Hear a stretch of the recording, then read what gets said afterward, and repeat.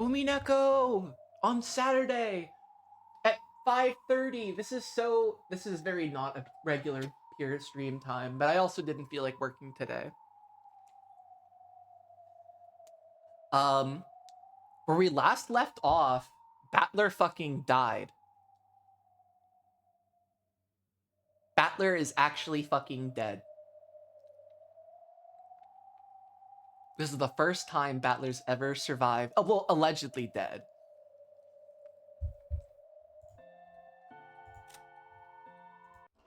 Oh, I stopped at a good point too.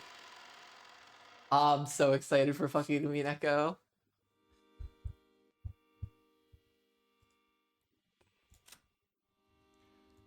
So we have all these characters that are currently catboxed right now. Each and every one of them catboxed. We don't know if they're dead or alive. Because nobody's allowing Erica to like properly investigate the corpses.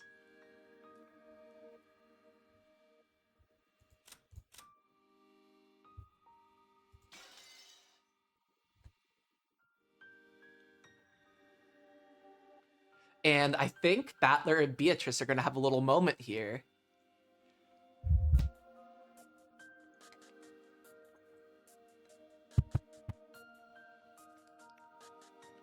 Also, I'm noticing this motif of trials coming back again. Like not even trial within like the legal sense, but within like the undertaking sense. Because there was that one in episode 4 with the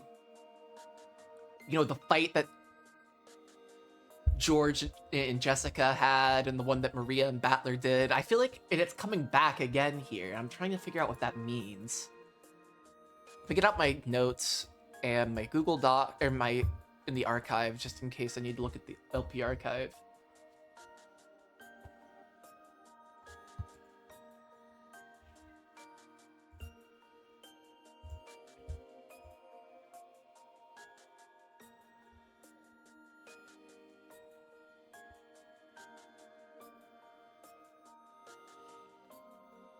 All right. Let's just get started. So, how is it playing on the witch's side? It feels strange. I used to think the witch's side had such a huge advantage. But now that I'm on that side, I see that that's ridiculous. It's almost like the game where you stick knives in a barrel and try not to stab the mustache guy inside.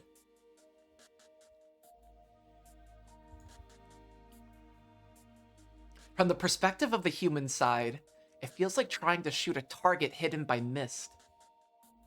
But from the witch's viewpoint, a stray shot might hit and become fatal. I need to move my mic, it's in a little weird spot.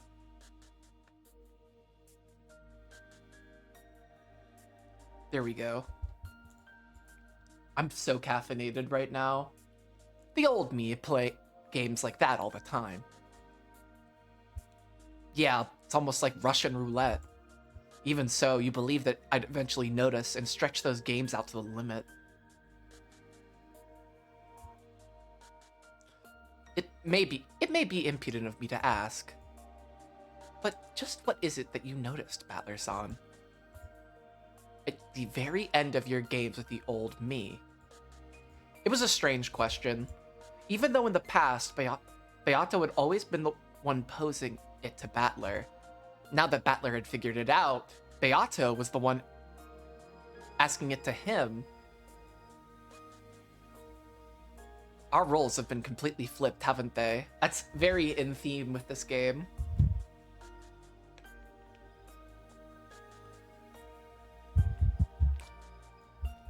In the past, only you remembered, and only I forgot. But this time, it's the other way around. Only I remember, and only you have forgotten. Would you mind telling me what it is? He's not gonna tell her, because I can't know. Telling you would be easy. But I don't want to tell you. I'm not trying to be mean. I just want to believe in a miracle a bit for myself. A miracle? Oh, this is the shot of the Golden Land, but it's regular colors now. Yes, this was the single miraculous seed that Battler had left behind. If Beato could remember a certain something without being told, that would prove that Beato had truly revived.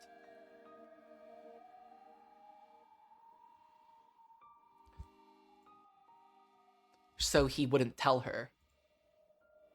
It was Battler's final seed, which existed because he still couldn't abandon his hopes for Beato's revival.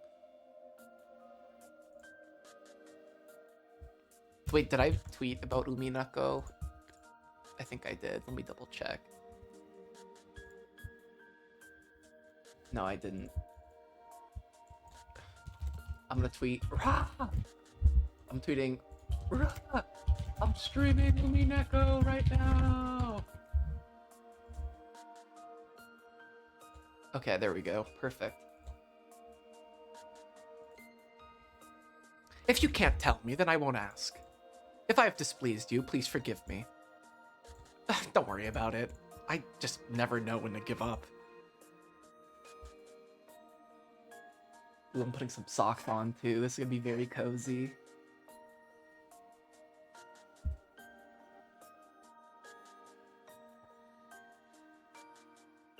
I should get some gas station food again. It's one of those days.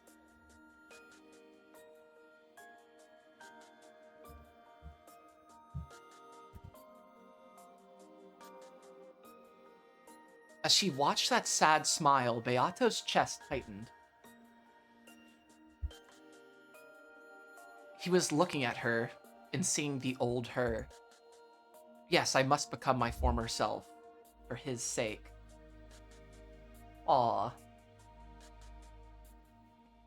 Okay.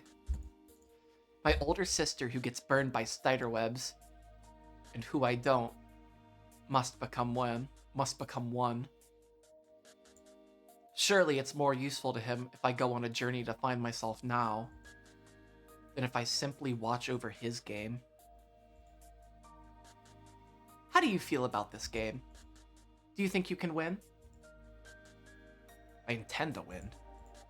I'll win and end this eternal torture, just like Beato wanted. When it ends, what will happen to the world? Who knows? I wonder. However, that's what we wished for. So no matter what the result is, I'll accept it. What will happen to me? Beato was uncertain. Even she was probably no more than a piece in this game. If the game ended, then would she, one who had been born out of that game's rules, disappear? The game will probably disappear. By now, I completely understand magic, so I'll be able to carry you off the game board. I think that was your wish. My wish? The rest is a secret.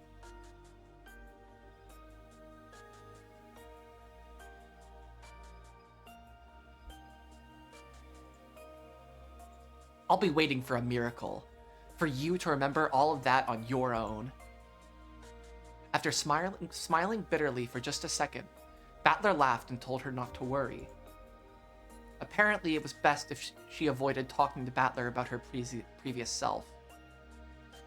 Well then, I'll go check on my opponent for a bit. I can't wait to see what kind of twisted logic that idiot thinks up next. The old Battler-san did that a lot too. My favorite was from the first the second game, when you said the culprit killed everyone by feeding them small bombs. The highlights of my dark past. Please forget that ever happened, as fast as you can.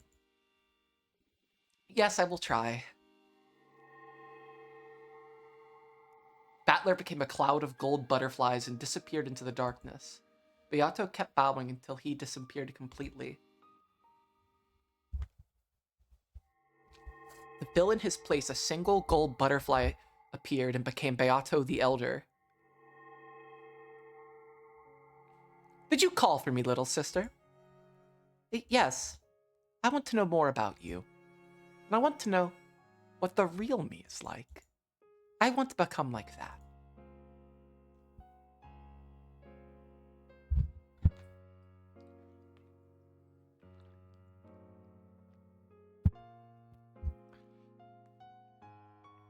Of course, I also want to know more about my future self.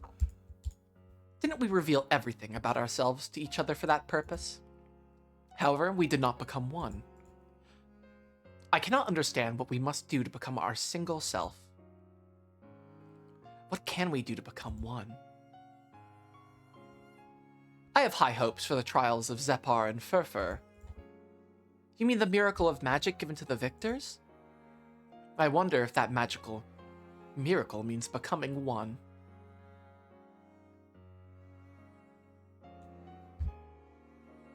That is interesting. I will find my truest form. You will fulfill Battler's wishes. Battler will be overjoyed too, so all three of us will have what we want. This is a trial, right? It means we cannot lose to the other two pairs. George-san and Shannon-san, Jessica-san and Cannon-san. I can only grasp happiness by trampling over them. The conditions apply to all of us. If one of the others succeeds in love, the other two groups, including you, will be trampled over.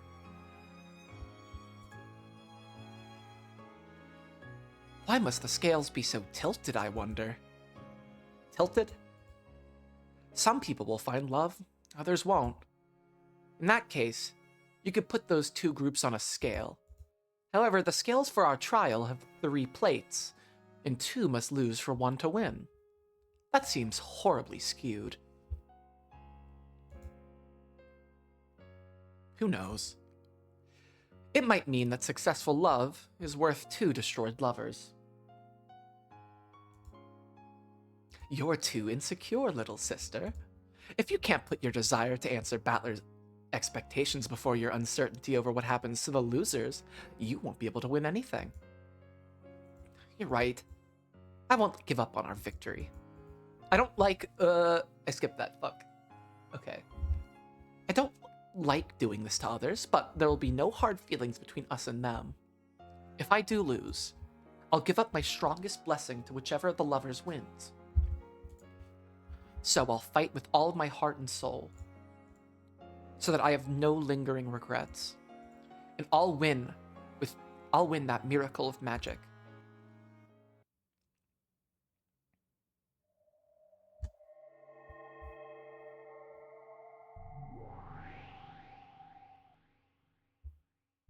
How was it? How did the red and blue shootout over the first Twilight go? We started by testing the waters. Battler seemed pretty eager too.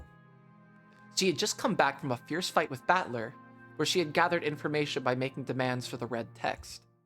It was the old, familiar kind of fight, reminiscent of when the red text had first appeared, or when the use of blue text was first permitted. And the result? First, in all cases, it was the victims themselves that constructed the closed rooms. Also, those closed rooms were perfectly preserved until Krause's group broke them open.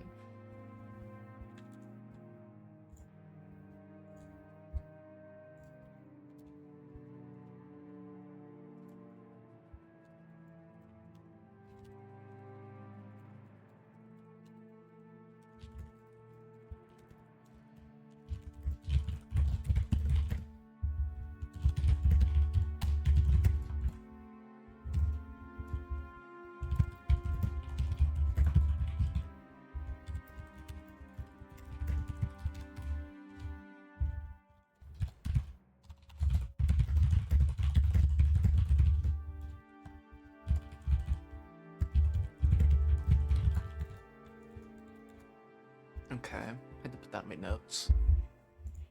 Also, I confirmed that during this period, all sorts of interference from the outside were impossible. Erica reported this proudly as though it had been a great battle, but Berncastle looked bored as she listened. Oh, fuck yeah, Lambda. After looking at her blankly for a second, Lambda Delta spoke her opinions frankly. Wait a second. Doesn't that mean this closed room murder was perfect? What? The victims had sealed the closed rooms themselves, and the closed rooms had been preserved until Kraus and the others broke them open. And no one had been inside the closed rooms except for the victims. In Kraus's group, the ones who had broken them open were not the culprits. In this way, she had managed to win several little red truths like these. Normally, simply collecting such vital information would have been enough. However, the Master Witch, tired with boredom, had expected a more flashy, argument-winning victory instead of this bland result. However, this time I don't have the detective's authority, so there's a chance I messed up when examining the corpses. So if we suppose that a drug that mimics death was used to fool my examination, Oh, you mean puru puru piku puyo? No, not that. It's not impossible for certain well-known drugs, such as insulin, to bring about a temporary state that mimics death. Battler did not counter that with the red truth. In other words, my blue truth worked. I think we've started with a victory. To sum up Erica's report, all she had done was listen to the red truths Battler had wanted her to hear. Only the information Battler had wanted out there had been shown, and she hadn't been able to strike at any weak points. She kind of did bad. She didn't really get anything interesting from Battler. Definitely a win for the witch side. She was like a kid who had gone out shopping, then forgotten her job and only bought candy. However, this was all the players on the human side could do. Without the detective proclamation, she could only fight by collecting dull bits of information like that. However, her master had been expecting more than that sort of dull fight. So, she had tried to give her report energetically, to make it seem as though they were in a superior position. But no matter how much she tried, the cold expression of her master remained merciless. Your blue truth worked. If you didn't cut it down, probably because it was too stupid. You call yourself a great detective with reasoning like that? I did try to examine the corpses with care, to the best of my abilities. However, I don't have the detective's authority, so we can't be certain. Wait a second. Weren't you the one who decided not to make the detective proclamation? Didn't you say you wanted to raise the stakes to make up for your disgrace last time? Well, what's wrong? What's wrong? Are you saying you can't win against Battler without the detective's authority? That's not true, my master. I could easily defeat an incompetent like that, even without the detective's authority. It's just, this style of fighting is a little different from what I'm used to, and I haven't gotten the hang of it yet. As far as humans go, Erica was quite talented. Her knowledge and powers of memory and insight were ahead of the pack, and it was likely that no human was more well suited as a detective than her. However, no matter how much of an advantage she might have had over other people, that didn't matter in the Witch's game. In the Witch's game, it's either 0 or 100. In other words, everything is either the red truth or it isn't. If a normal human was worth a 10, her exceptional power would probably rate at a 99. However, it could never be 100. Since it wasn't 100, it couldn't be absolutely certain. So it didn't count as red truth. For example, the examination of the corpses that Erica had worried over in the fight just now. If she had performed it with the detective's authority, she could have said with 100% certainty whether they were alive or dead. However, without the detective's proclamation, it was 99%. There was a 1% chance that she'd made a mistake, and that overturn the foundation of the examination. Erica had gained the detective's authority and had become the Witch of Truth because Berncastle had supplemented her talent of 99 with an additional 1. Simply because Berncastle wouldn't give her that 1, in the world of witches, Erica's 99 was treated exactly the same as 0. She couldn't even use her great assistant Glanor without a power of 100. When working under an Erica who had lost the detective's authority, Glanor's red longsword lost its power. It's almost like, I keep talking about genre in this game. It's almost like, because the genre has shifted, that's why Glanor is less effective.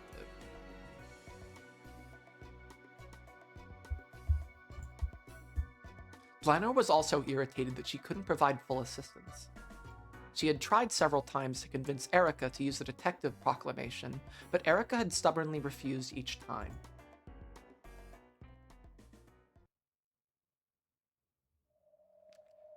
Why not just do it? Make that detective proclamation. If you do, you'll be unstoppable. Glanor could even use her red longsword in the Nox Decalogue. Why not do it if you want? No! There was no need for anyone to explain. By now, it was clear that Erica hadn't abandoned the detective proclamation by her own will. When Battler reached the truth during the previous round, this game was already finished. This isn't really the 6th game. It's just a finale.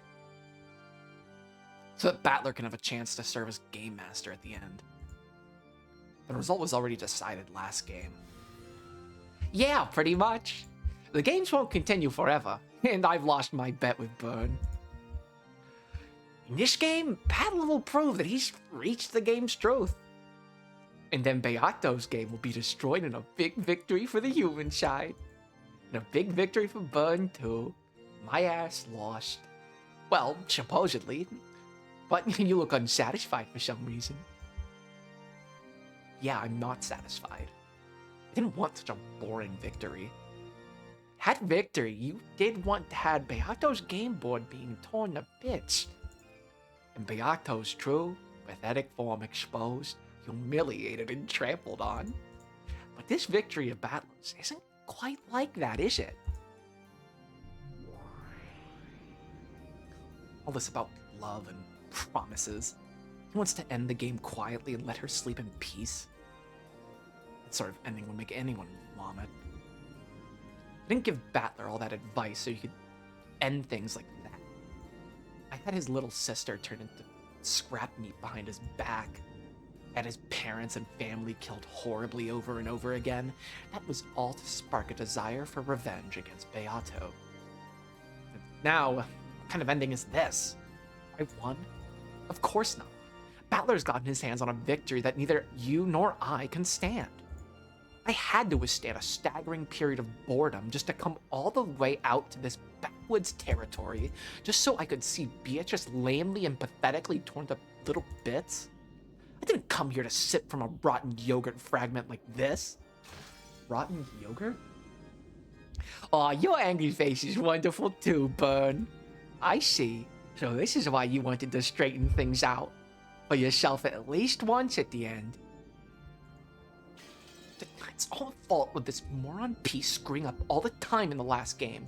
Because of you, this game board that looked like it'd be fun for the first time in thousands of years has all been wasted. Filth, trash, scum. Yeah, fuck you, Erica. My apologies, my master. I will definitely bring you a victory, so please forgive me. I had to be right back. This coffee is fucking destroying me. Why did I drink a whole fucking carafe of coffee? Why did I do this to myself? Be right back. Oh my gosh, what the fuck?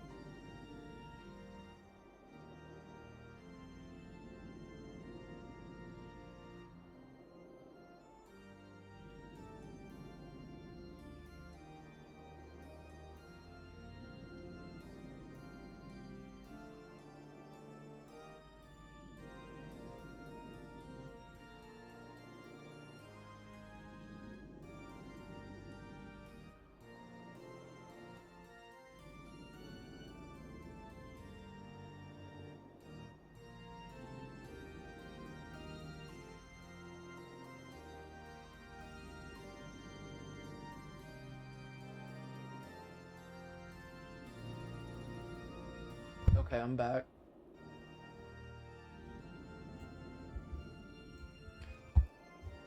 I will definitely bring you a victory, so please forgive me.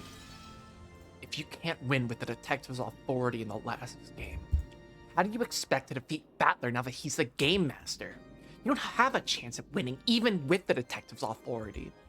So why bother with it? Bro, if you can't get away, then the detective proclamation isn't necessary.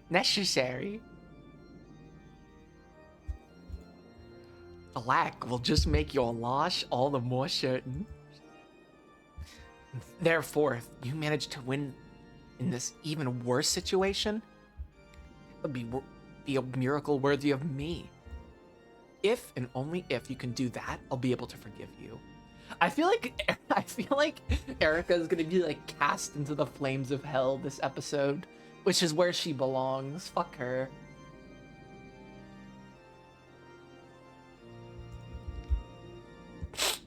I love her like snot-ridden face when she gets upset. It's so fucking funny. Yes, I will surely show you that miracle. Like hell you can, scum.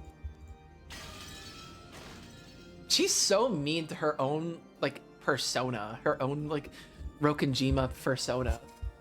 All you can do is thoroughly expose your wretched self in a horrible punishment game, with your only weapon taken away from you. And through it all, you'll still roll over paint playfully and beg to keep me entertained, scum.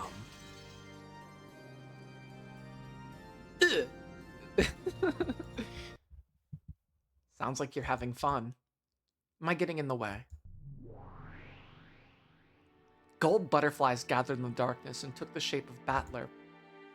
Though he had just arrived, he seemed to know that the mood was dark. Oh, Battler. I had a look at your first Twilight. Quite impressive. Closed rooms. I'm sure that you're even more talented than Beato. It's just a rehash of the closed rooms Beato made in the past. I'll take that as a compliment aimed at her. It seems your fight with Erica wasn't bad either. Think your serial murders will move along smoothly? Who knows? My role isn't to carry out serial murders. It's to use that process to show you closed rooms that are impossible without magic, and thereby achieve victory for the witch side and prove that I fully understood this game. No, there's one more thing. What? To settle things with Erica after that evenly matched duel we acted out last time. Through Battler? Evenly matched? Barncastle noticeably grimaced. Erica averted her eyes and hung her head, timidly. I know what you'd like to say. That wasn't a draw. You should have won easily, so it counts as a loss. Hey, it's not polite to eavesdrop. Look at a mirror. It's written all over your faces. No way! Where? Hey, what's going on? If you tell me it's written in ink on only morons can't see, death, super death for you. Lambda Delta pulled a mirror out of thin air, then looked at it and jumped around angrily. She was apparently pretending to be stupid in her own special way. Erica, what is it? That final fierce attack you and Glanor made in the last game was spectacular. Thanks. What happened to Glanor this time? Are you by yourself? No. I have been waiting here. Glanor had just been standing around in reserve, hiding her presence in the dark shadows. Well, when she can't use her red longsword, Glanor is just useless scum. There's no point in having her around, so she's hanging back. All I can do now is record Lady Erica's reasoning.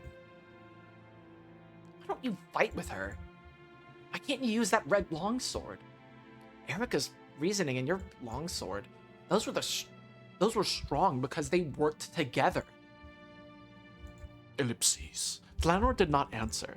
She just glanced at Berncastle's expression for an instant. However, that glance was the same as a clear answer to Battler now. Battler fully recognized the situation. You're the one who told Erica not to use the detective proclamation. Oh, I don't know what you're talking about. This fight is between me and Erica. We're going to fight with all we've got. That way, we'll be able to accept whether we win or lose. You have cookie dough? Fuck yeah. I've only been at this for like not even an hour.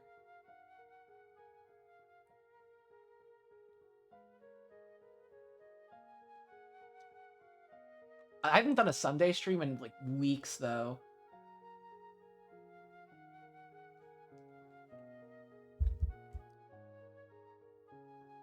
And I started with EU5. I did EU5 for 2 hours, so you didn't really miss anything.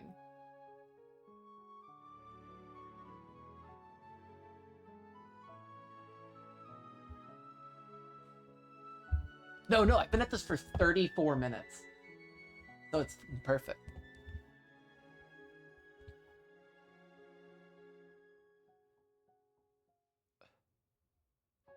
I liked Burns' bangs, actually. She would look awful with a 5 head. I feel like most characters in this game do not have 4 heads. There's not a lot of 5 heading going on in Umineko. A bit too long. Every girl character has those same bangs for some fucking reason.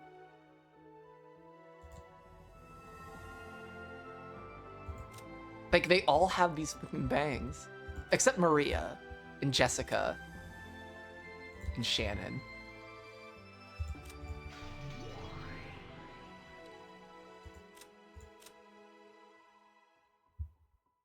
Cornelia's definitely are really long.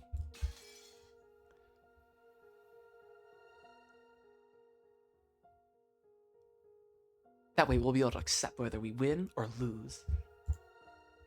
There's no need for a mastermind behind the scenes like you. Come on. Come now, I'm no mastermind. I'm just a theater goer trying to relieve her boredom. A theater goer is someone who sits quietly and stands and in the stands and watches. That's not what we call someone who jeers at the stage and threatens to manipulates the performers. Sorry for being an ill-mannered audience. You might not know it, but I've already paid a huge admission fee to watch this play. Sorry, but I intend to enjoy it until I get my money's worth. If you get in the way of the game's progression, I can use my authority as the game master to boot you out of this game. If you want to, go ahead. If you chase me out, then I'll head back with my piece, Erica. This game will be canceled and you won't be able to prove that you've reached the truth. A theater goer is an observer. A truth with no observers is the same as an illusion. I disagree, actually. You need a theater goer as a witness until Beata's game ends. Our truth only needs to pass between the two of us. If you get in the way any further, I will boot you out by force. Then you can writhe around in boredom for a few centuries until you find another way to kill time. Then go ahead and do that. This game is over. Good work. You were completely useless. You weren't able to overturn the dishonor for your loss, so as promised, I'll throw you into the worst fragment. I'll toss you into the depths of oblivion with the empty popcorn buckets. Okay, whatever.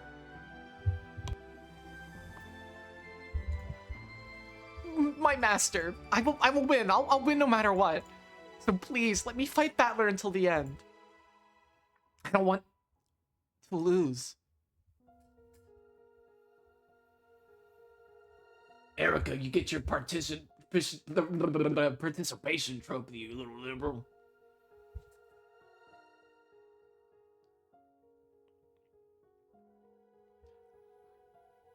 I like the whole participation trophy is like that shit gets me mad.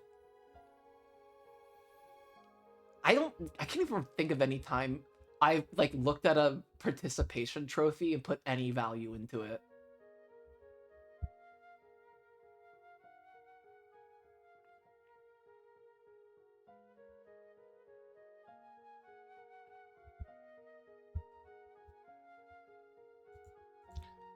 I don't want to. I don't want to lose. I don't want to get thrown into the depths of oblivion.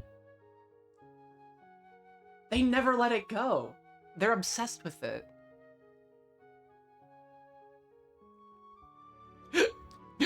I don't want to. I don't want to burn in hell for all eternity. You know what I want to watch until the end, right? You know I want to watch until the end, right? But Battler says he'll toss me out. Hey, what'll you do, Lambda? Oh, well, I realize you've been irritated since the last game, Burn, but calm down a bit. Jesus. And Battler, don't provoke Burn too much. This kid can't control her emotions sometimes. Shut up! Who can't control her emotions? Burncastle, who had never shown any expression at all at one point in time, was now twisting her face into all kinds of displeased and ugly shapes. When Lambda Delta made fun of that, Burncastle clicked her tongue and looked away. As they say, nothing can stop poison but poison. Apparently Lambda Delta was the only one who could rein Burncastle in. Erica? You want to fight Battler, clear your name, and get Burn back into a good mood, right? Yes. Battler, you want to quickly and neatly end this final game. So that you can prove you found the truth, right? Yeah, this is a face-off between me and Erica. I won't let anyone get in my way. But I won't let anyone get in Erica's way either. But Battler, if both of them wish to fight, then that should be respected. Leave Burn to me. I'm the only one in the world who can calm that kid when she gets in a bad mood. You're the same sort as her, but at least you can be reasoned with. You shouldn't underestimate me. I just like seeing Burn grimace. That's why I've taken a liking to this game of yours. If you think I'm easy to handle, you're apt to get burned. Okay?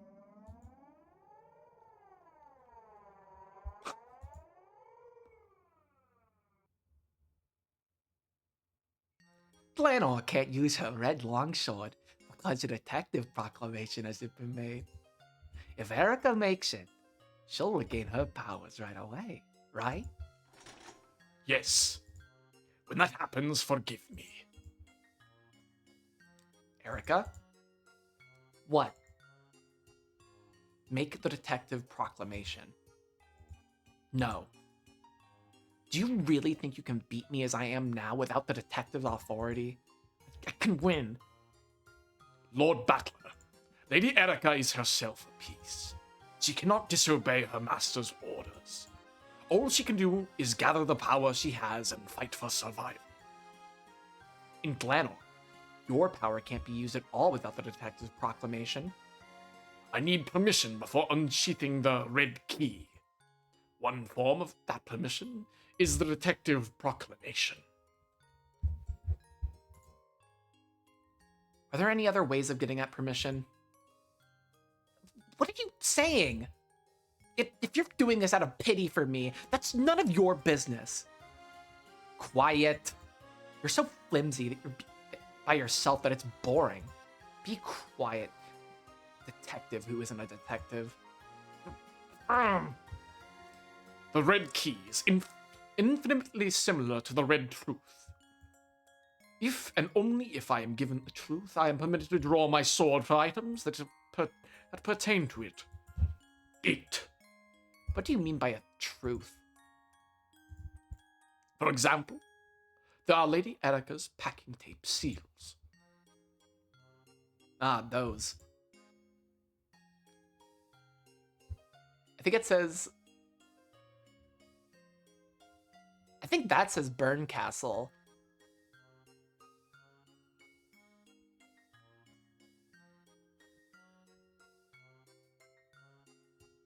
This says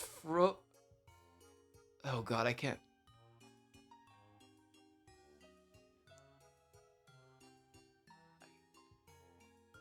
Freudo?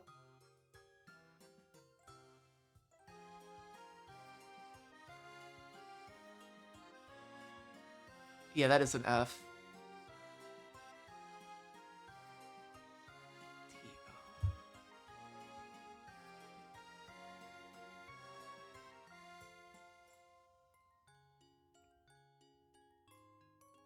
Oh, Furudo.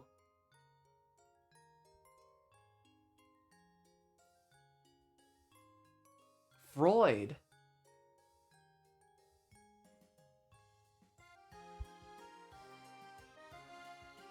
That's a weird translation thing. Thank you.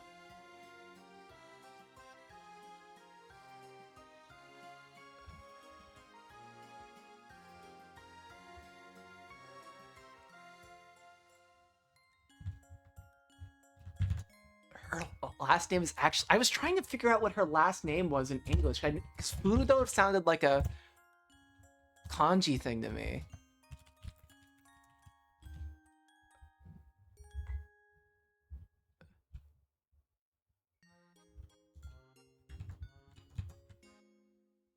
Lady Berncastle had already acknowledged...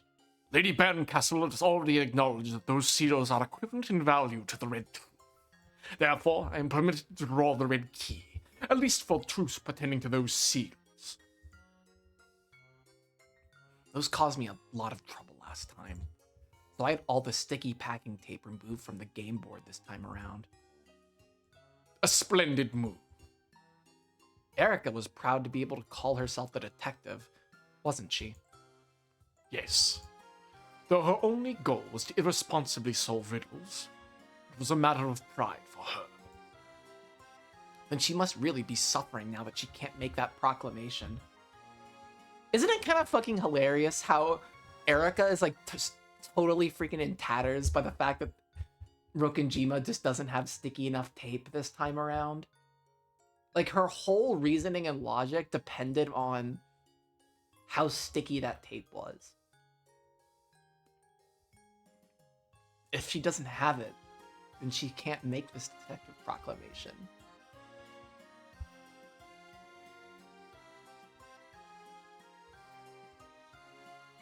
Only she could tell you that. Battler took a deep breath, and hung his head in thought for a time. Erica was his enemy, but she was the player on the human side, and without her, there would be no game.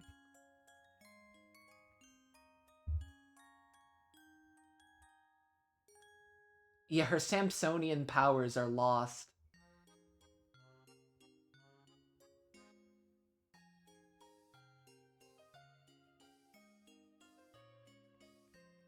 It had been the same with the old Beato.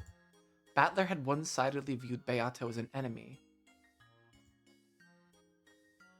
However, Beato had thought of him as her opponent. She hadn't considered him an enemy on a personal level. In accordance with the rules, I must fight my rival ruthlessly. However, that doesn't mean I need to hate Erica herself. I won't misunderstand Beato's game. Erica.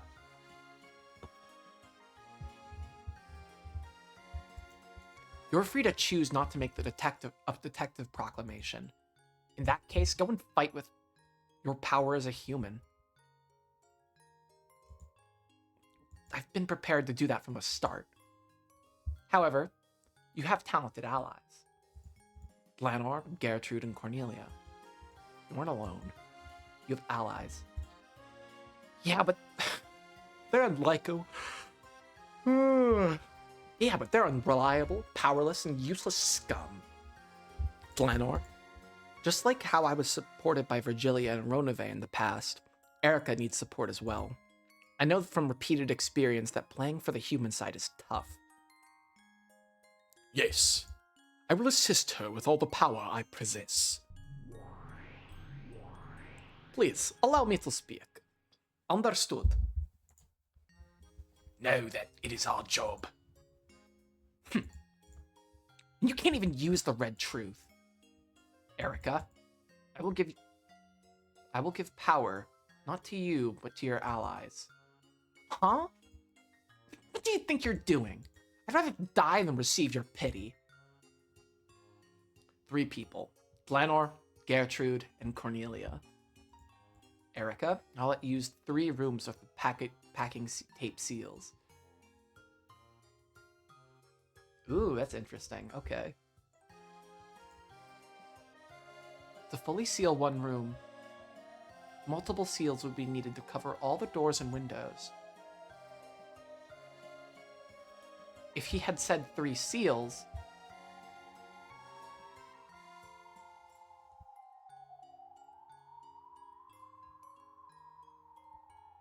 Why is he being so nice to her?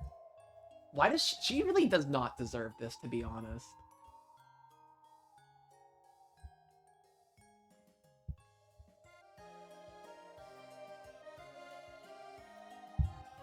If he had said 3 seals, it would only have been possible to fully seal one room at best. The battler was generous and limited them by a room instead of by seal. Okay. True.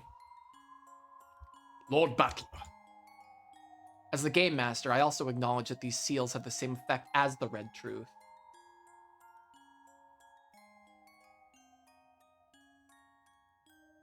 Yeah.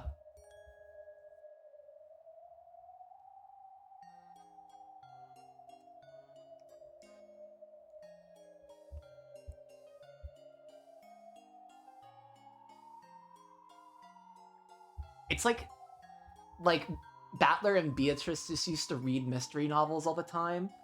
So the reason why she set up all the kills, like to set up this mystery, so it looks like a mystery, is so to appeal to Battler's like interests, I guess.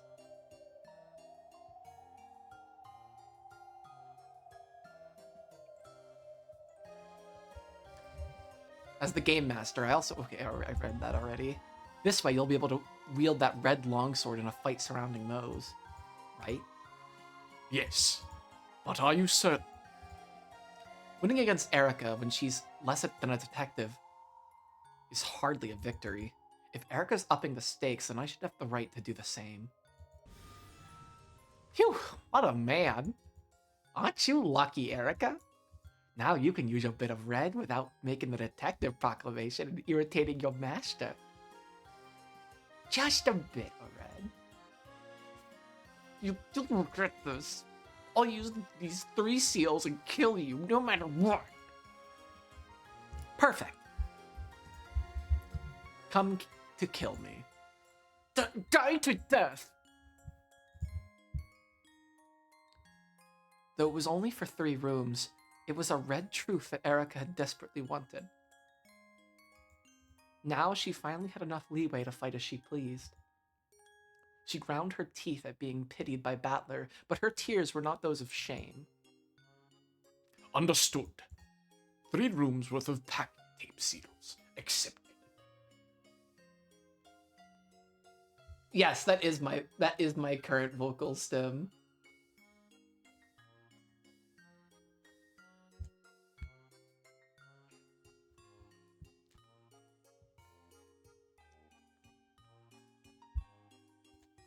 Regarding this matter, should we consider them as being accepted retroactively back when Lady Erica received non-sticky packing tape from Mrs. Kumasawa? I don't know, maybe she just found an unsealed thing of tape in, like, Jessica's room or some shit. Fuck it. Erica had borrowed packing tape from Kumasawa to make seals with. However, Battler had made it so that those weren't sticky. If he ruled that there had never been any problem with the stickiness of that packing tape, the transition could be made smoothly. Sure, that's fine. I'll rewrite the tale. The packing tape that Erica received from Kumasawa-san late last night on the first day was sticky. But there was only enough left to use 3 rooms. To use on 3 rooms. Okay, that's fine. I'll apply that from here on out. Understood.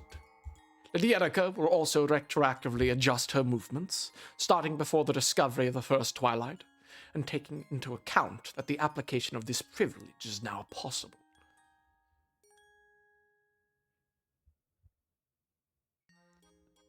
So are we just gonna get a free retcon on 3 rooms?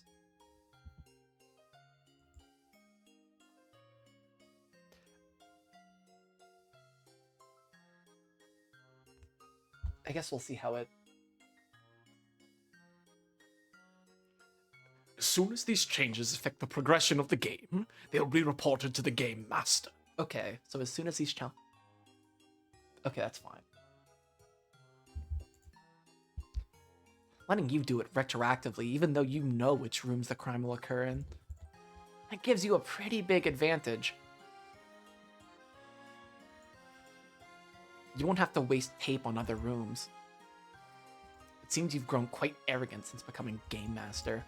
Isn't it fun to give out charity to your pathetic opponents? Quiet. And don't misunderstand. I'm not being arrogant or soft here. Erica, use this weapon and come at me with all you've got. Then I'll crush you with all I've got. So hold your head up high and use those 3. That is all. Battler made to leave the room with a flick of his cape. Okay, that's badass. As he did, he thought he heard Erica let out a strained voice calling him to a stop. What is it? If you have no business with me, I'm going. Make sure you talk with Glamour. Don't listen to those obnoxious witches whenever they tell you. As long as I'm on the game board, I won't let them do whatever they please. Yeah. Thank you.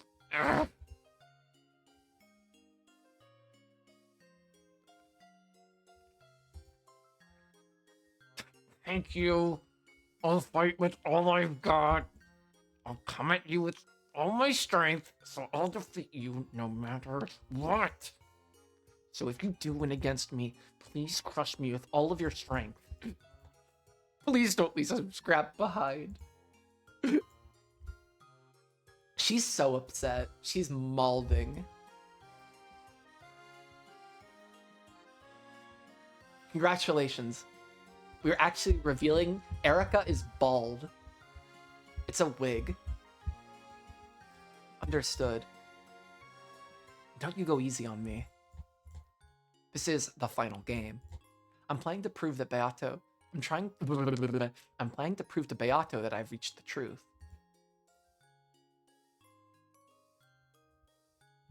By now, who wins and who loses doesn't affect that goal. So I just want to accept you as a rival and settle this. In the game, let's suspect each other over everything else, over everything as enemies. But as fellow players, let's trust each other. That's how this game is supposed to be played.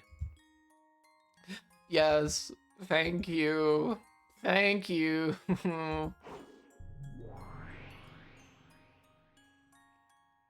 Battler melted into the darkness, became a cloud of gold butterflies, and vanished.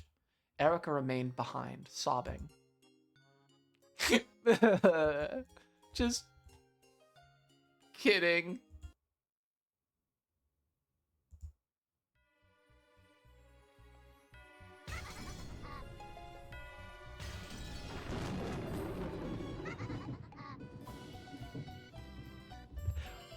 Erica, this really isn't the epic own you think it is. No offense.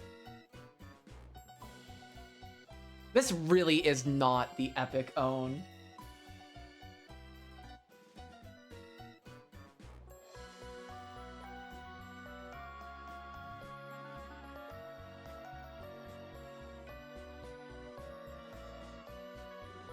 Does it matter, though? I fell for it. I thought she was being serious.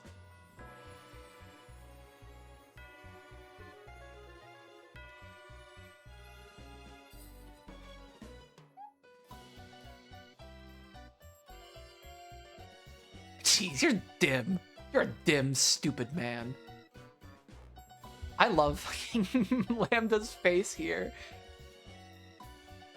You totally fell for it and gave me the tape. I, Furudo Erika, have packing tape. It was hard to imagine that the person who had been sobbing pathetically and this person now were the same. That's how vile her face contorted to be. The two witches were also cackling with ugly smiles.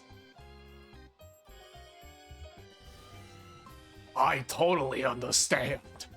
When you become Game Master, it feels like you've become God and you get all sure of yourself. It was the same for you, Lambda. Of course, you'd lose after leaving a stupid mistake like a walking corpse alone. Walking corpses alone. Stupid game masters, stupid mistakes, stupid pride, stupid losers, stupid battlers, stupid everything. Stupid losses, stupid battlers, stupid everything. Has a nice ring to it. Nice one, my master. Stupid battlers, stupid everything, stupid battlers, stupid everything. If that stupid battler really thinks Erika's at a disadvantage, then I really pity him. A detective proclamation isn't what you need to kill a moron. Death by falling on a piece of tofu? It'd have to be a soft tofu, too. Add some gochujang chili paste, and you've got a snack that'd go great with some wine. The three giggled together. It had all been an act to get the packing tape for the seals from Battler. Even though the packing tape that had tormented him so much in the last game was unusable in this one, he had fallen for Erika's act, and she had gotten what she wanted. Though just 3 rooms worth. What does Glanor think about this? The illusion that Erika had an overwhelming disadvantage was just an act. A trap to trick Battler and make him hand over the packing tape. With this, I can kill Battler perfectly. I figured out those pathetic closed rooms long ago. A perfect closed room? Dumbass. I'll show you a perfect closed room. And I could almost cry for the joy of the fact that you gave me the weapon that'll finish you. My master, Lady Lambda Delta, thank you so much for going along with this act. Oh, it was fun. No need to thank me. Plus, it wasn't an act. Berncastle said something that was probably disturbing, but in her good mood, Erika didn't care a bit. The pudding for brains moron. That pudding for brains moron, thinking he's done something so noble. I'll make sure you regret it. All right. Let's use these seals at our leisure. You did great too, Glanor. It seems that Battler trusts you, so he believed every word you said. Don't tell me your conscience is hurting, you little murder doll. No. Glanor looked at Erika in a slightly lonely way. Then, after shaking her head slightly, her gaze turned hard, and she looked at the darkness Battler had disappeared into. He should have known that this was a no-holds-barred fight. Foolish Lord Battler. This is, without a doubt, the result of your... Mr. Battler, this will be fatal. Alright, I have to be right back again. This coffee is fucking murdering me. I really don't enjoy this. What the fuck? Oh, not these two again. Be right back.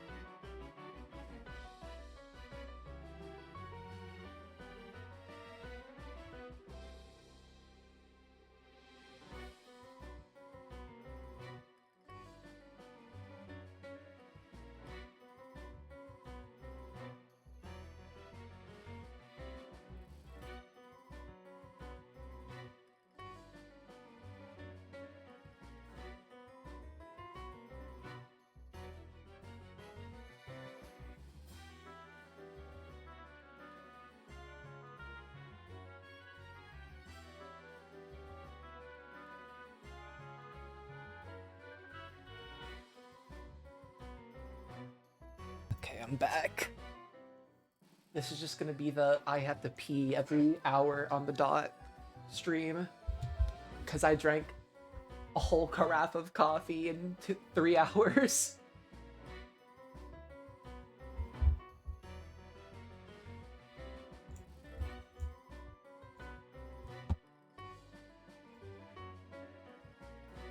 Okay, yeah, right?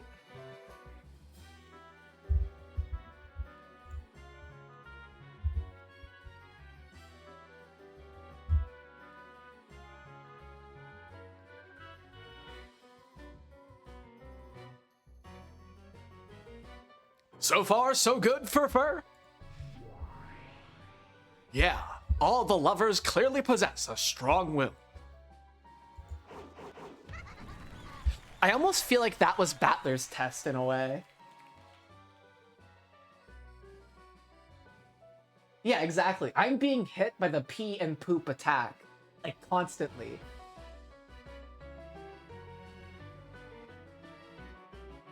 It's not fun right now. And it'll be like this, like, for the next fucking, like, 6 hours. I don't know how long I'm gonna stream for. I feel like I'm naturally a jittery person. Like, my hands, I have tremors in my hands. So I already shake like crazy, so I don't really notice whenever my hands get all shaky from caffeine. This is a victory for love. That we shall extol. I want to start ADHD meds. That's like my shit. So hopefully in the new year I will take Adderall. I don't know. The only thing I take right now is just Prozac. It's like my very Tony Soprano coded antidepressant.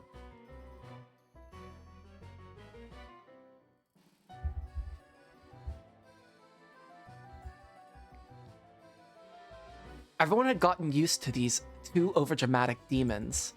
George spoke quietly with an annoyed expression. We'll only extol that after we've passed your trial and someone has been given the miracle of magic. I agree. We've all passed the first trial.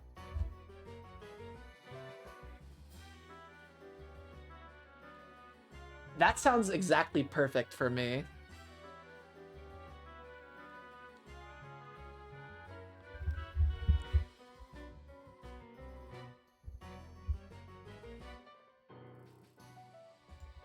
What's next? I won't hold back anymore. I'll do whatever it takes. Yes, we won't lose. We won't lose either. Well, somebody's gonna fucking lose. Jesus. Yeah. And of course, the same goes for Battler-kun's group. Of course. I doubt anyone here is so naive that they hope to win by having the others forfeit. Ooh, skill points. I like that.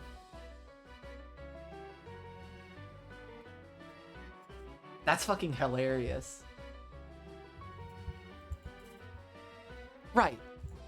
Anyone weak enough to drop out would have no right to be here right now. Even Beato, who seemed to be the shakiest one of the six, was strongly determined. The two demons nodded at each other, taking note of the six's continued resolve.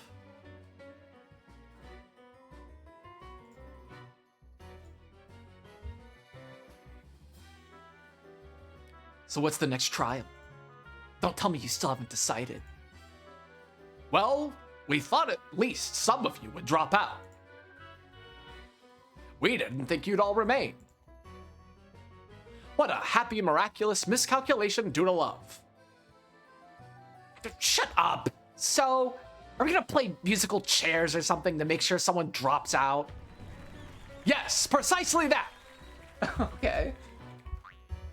We've decided to have this trial eliminate one group no matter what. This trial is the second twilight of the epitaph.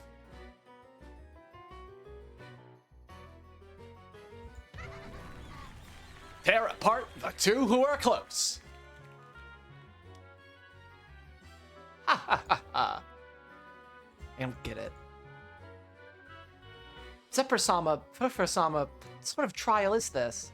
Do you mean we're going to kill each other? That'd settle things quickly.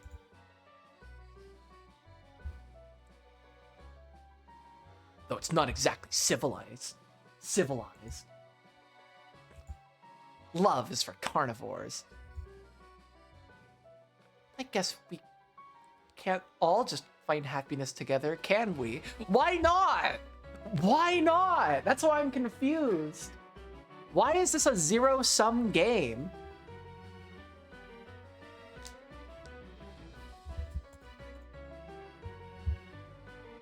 Thank you, George! George, how am I gonna predict your next fucking line like that? This is what they call a zero-sum game. It's an economic word, but maybe you've heard of it? No, my apologies.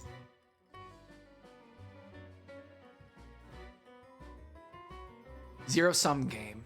It's where victory and losses all cancel out to end up with zero. In other words, for someone to win, someone else must be forced to lose. It's the ruthless way of this world.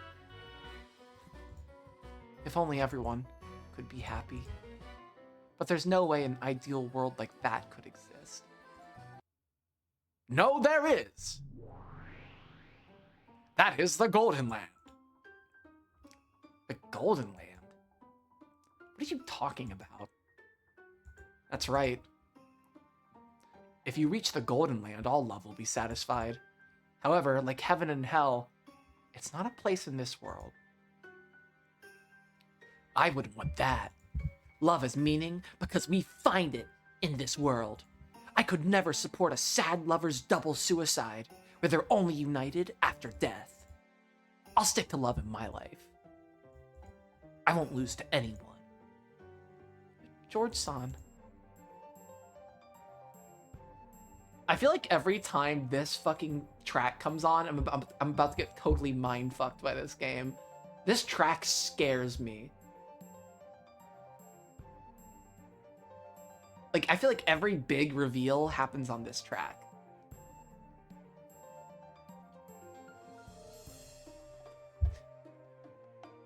The door to the Golden Land can only be opened by solving the epitaph's riddle. In that place, love and lives are all whole and can be revived, but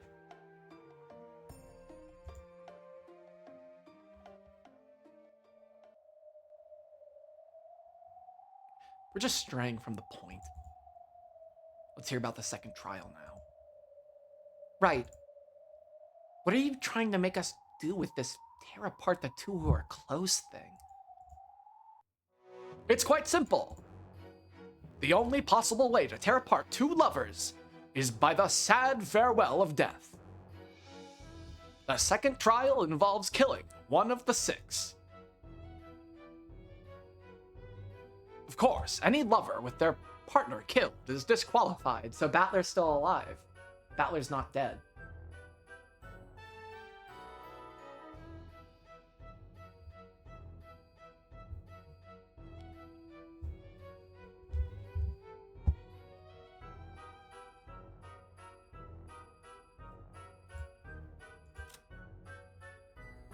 But why would Battler pretend to be dead? And if Battler's dead, is anyone else alive?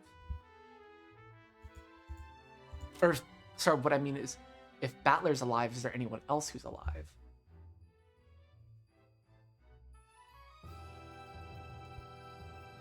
Why am I getting basketball score updates on my phone? I don't even watch basketball. What?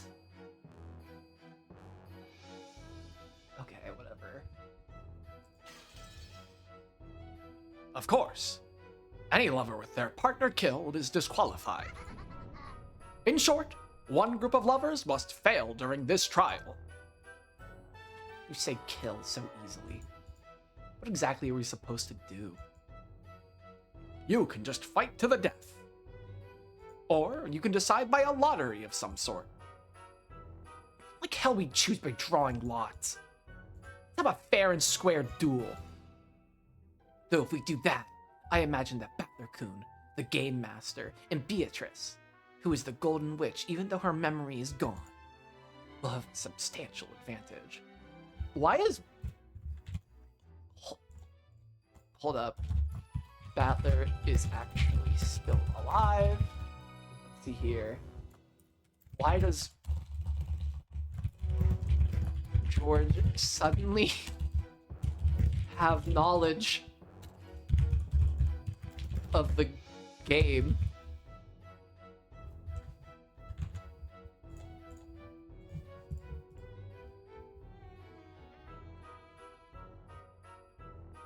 This is very rib theory coded.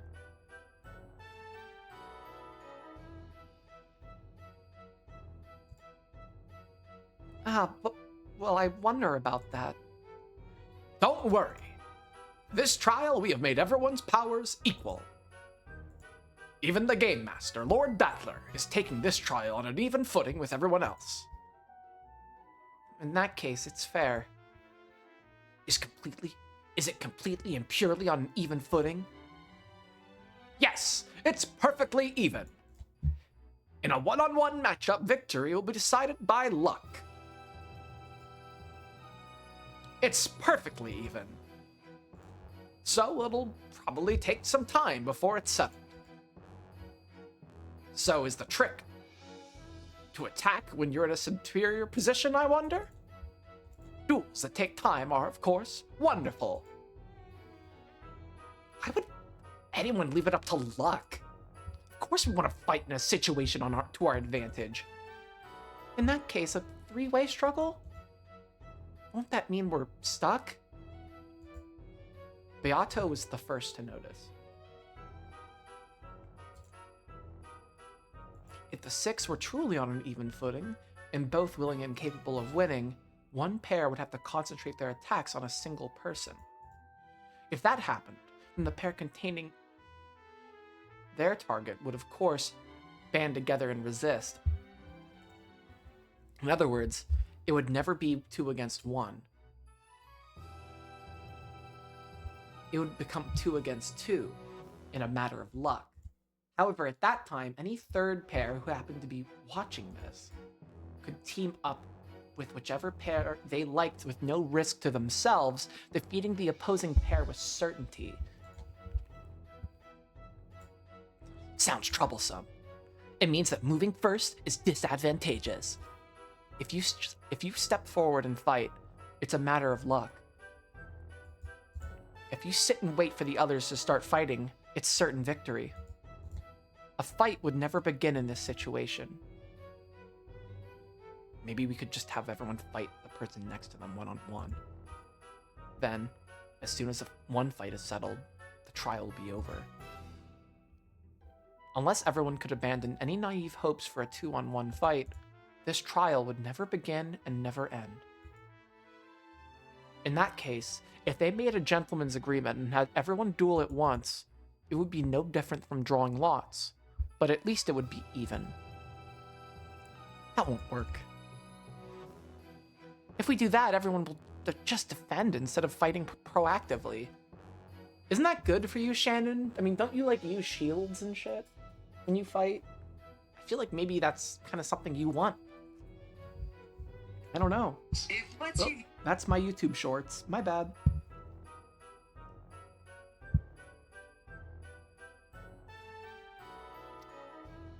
Okay. All they need to do is wait for someone to lose before they do. Shannon's point was... Oh, I see what she's saying.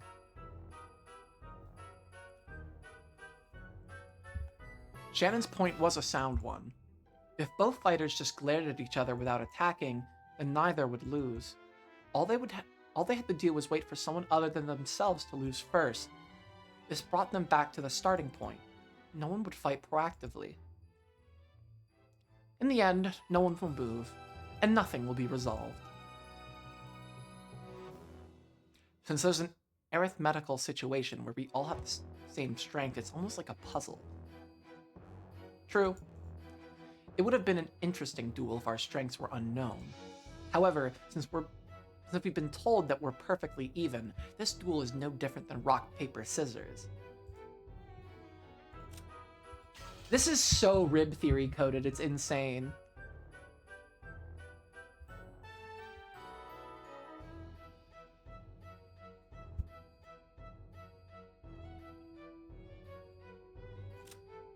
Are they really gonna decide this shit with rock, paper, scissors?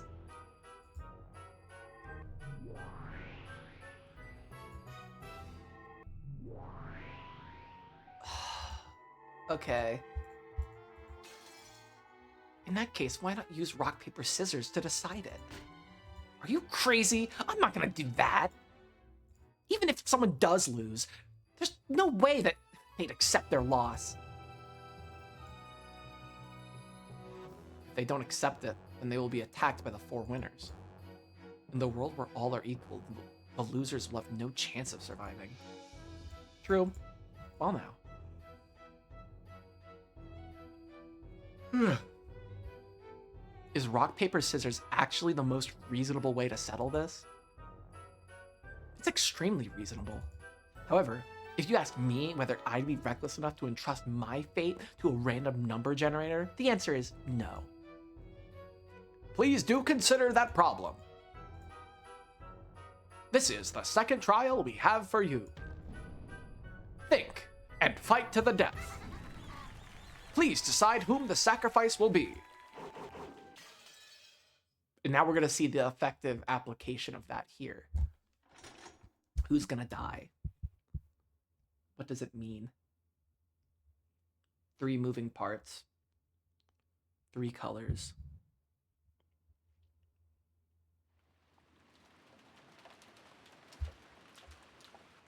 Red, gold, blue.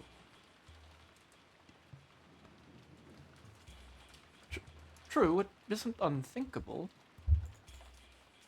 The servants are the most suspicious. It isn't as though we have any physical evidence, so we can't tie them up and throw them in a closet. So we need to make sure that they're always within sight of those guns and that we keep an eye on them all the time. Aniki, we should also gather the master keys.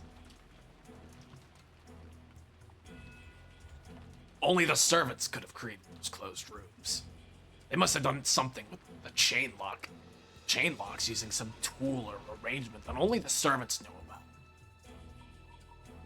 They have all served us for a long time. I can hardly imagine that they would commit murder. Kinzo-san's life is nearly over, and I hear that the inheritance problem is still very shaky. Add on that story about 10 tons of gold being hidden somewhere. A possible payoff like that might be enough to convince certain people to commit a crime. Hold up, I'm gonna shove my face with food. Give me like 30 seconds.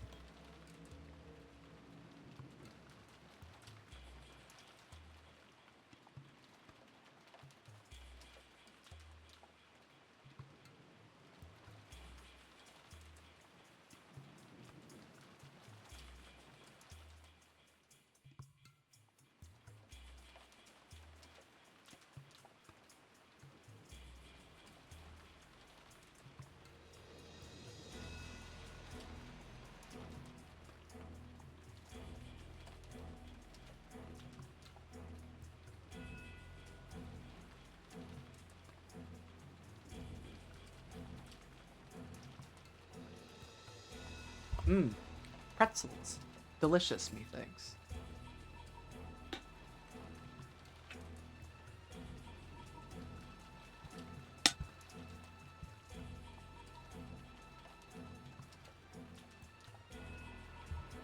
I don't want to think about it, Oh god, I sometimes struggle to do his voice. but there's a chance that the old bastard is running some bizarre occult ceremony. The servants of the One Wing are his pawns, and they might have been the ones to carry out the murders. How about Dad, anyway? Have we been able to contact him yet? No. The extension line isn't working either. The culprits may have broken it. And Father does sometimes leave the receiver off the hook when he's in a bad mood. When I knocked him, I only received a grumpy reply. We can't contact him, but that study is well protected. It's probably safer there. So it might be best to have him stay there. Trying not to lure people into the fucking study. Flustered, Kraus tried to explain away Kinzo's silence.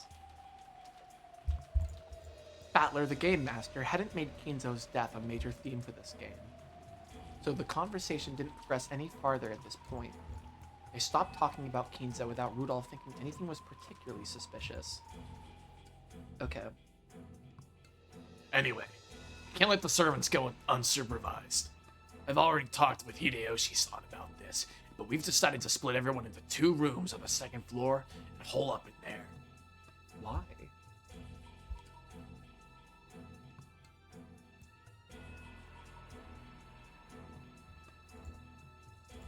Why 2 rooms? Wouldn't one room be more secure? Well, if you tried to stick 12 people in one room, they'd suffocate. It would also be best to isolate the people we need to keep the closest eye on.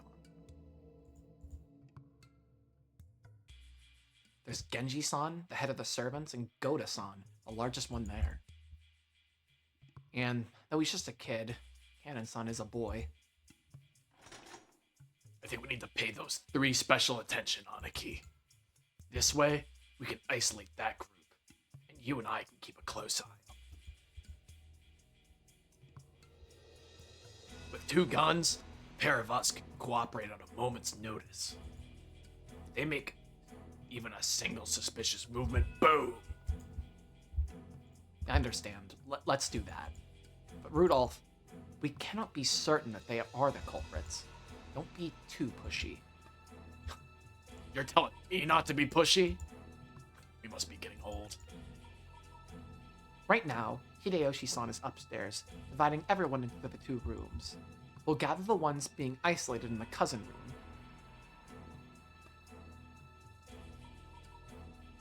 And the others will go to the next room over. All right, Aniki, what about Jessica-chan? This is so Jessica as Beatrice coded, that she's getting her own special consideration. Ooh, that makes me a happy camper.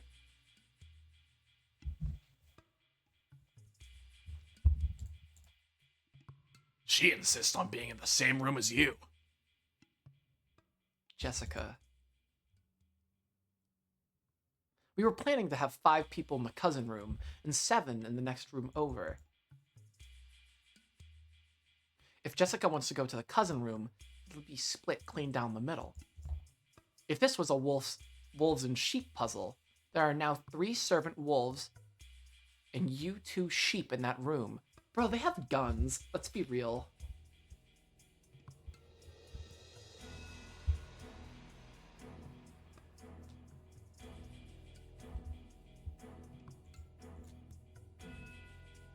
If you add Jessica-san, it'll be balanced out.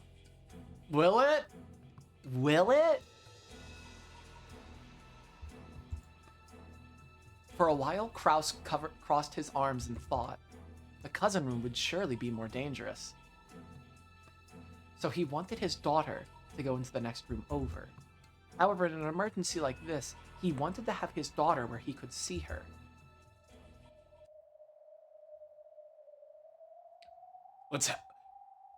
Let's let her stay with us. We might need her there to make sure we remain good dads and uncles. Yes. At the moment, even I am only trying to act in a rational manner. Thank you, world's smartest man, Kraus. But I can't guarantee that my sadness at losing my wife won't change to anger.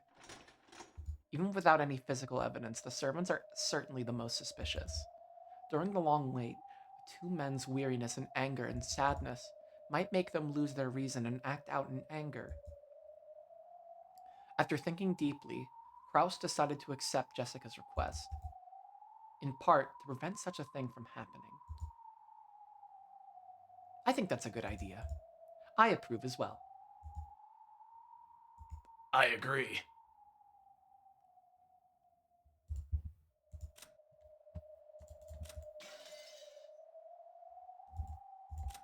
Rosa's dead too. What are you talking about? Well, supposedly dead. It's enough that only Rosa and I lose children. Rudolph.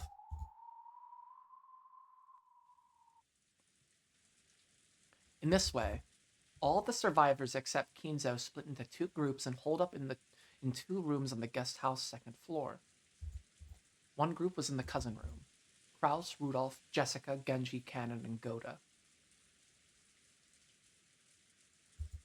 6 people. One group was in the next room over. Hideyoshi, George, Shannon, Kumasawa, Nanjo, and Erika.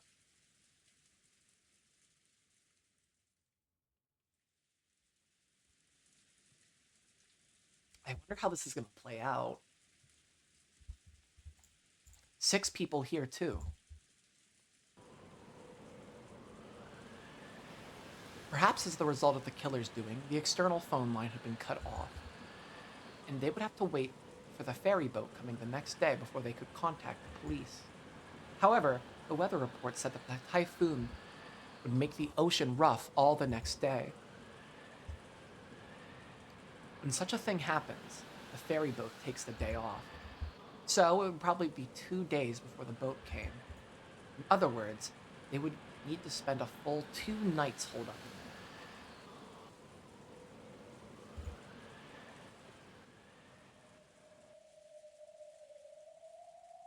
While Erika and the others held their planning meeting in the lounge, food and blankets had been brought in to prepare for the siege. The sudden tragedy had everyone on edge, but it was already well after 2 in the morning.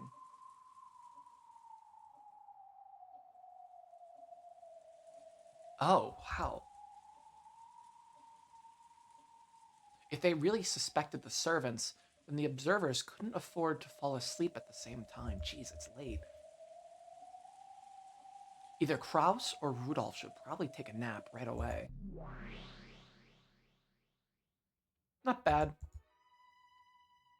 Even without the detective's authority, you've managed to take control pretty cleverly.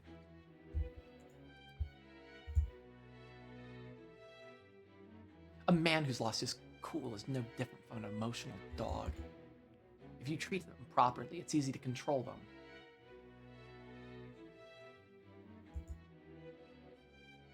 One of the benefits of the detective's authority was being able to take charge of the situation.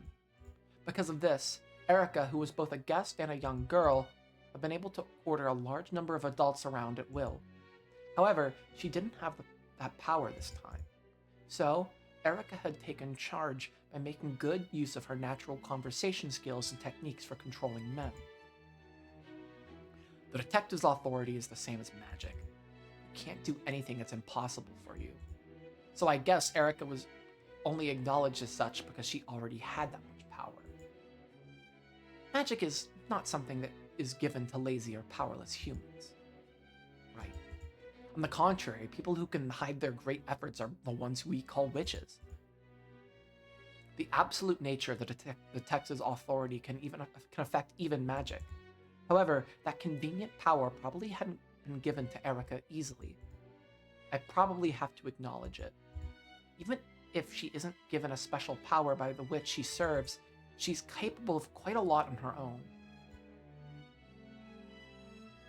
But Erika, why did you split them into 2 rooms? I'd figure you'd try to gather everyone into one room. I would if I had the detective's authority. That is a move to preserve my right to investigate. This is a move to preserve my right to investigate at will. Ah, is that it? I see, not bad. Since Erika was being protected as a guest, it was hard for her to move about freely. In truth, she wanted to take some time and investigate the victims at the crime scenes at her leisure, without being interrupted by anyone. She had already inspected the scenes once, in a huge rush as she ran through the mansion, but that probably hadn't been perfect. However, they wouldn't have let a guest into the crime scenes, so she had had no choice back then. She wanted some time to herself and freedom to investigate more. In part, so that she could check the closed rooms and causes of death more closely. How is that related to splitting everyone into 2 rooms? Because she'll be able to trick them with it. Oh, is it gonna be like, oh yeah, I'm going to this room, but she's actually not there at all? Or I'm actually going to this room, and that's like a whole cat box thing if you think about it, right? One side thinks she's in one room, the other side thinks that she's in another.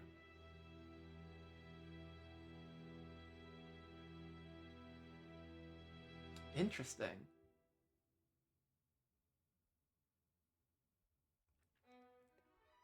And that probably can be used to explain a lot of alibis at certain points. I mean, at this point in the game, alibis are untrustworthy.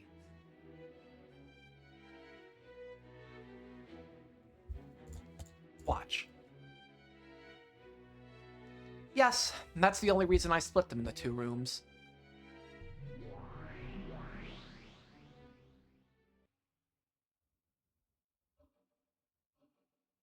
The cousin room was filled with a quiet tension. This room had 6 people: Kraus, Jessica, and Rudolph. And then the most suspicious ones, the male servants Genji, Cannon, and Goda, who had been forced to hole up in here.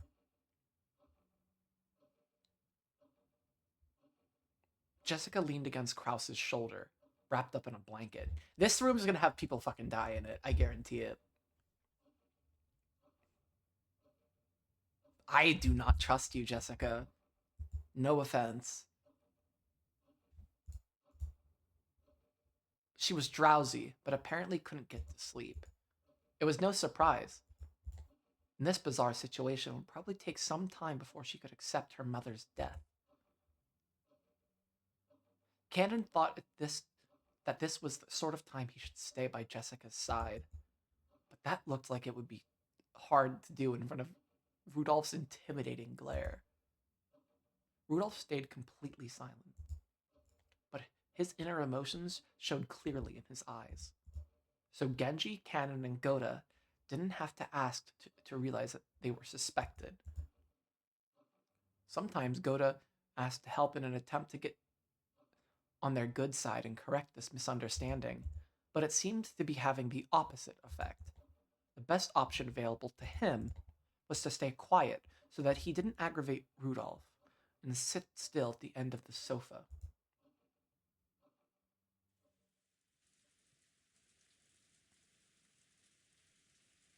In the next room over, there were also 6 people: Erika, Hideyoshi, George, Shannon, Nanjo, and Kumasawa.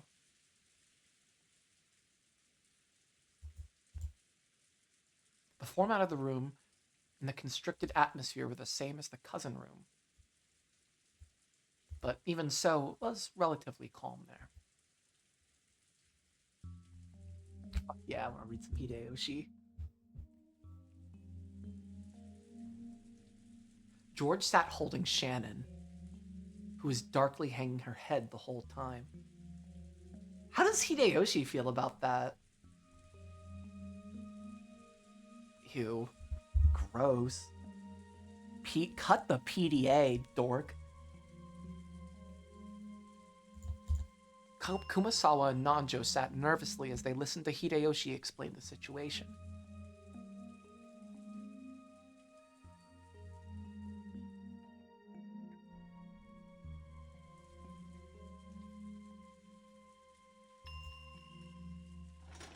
We don't know how many enemies there are.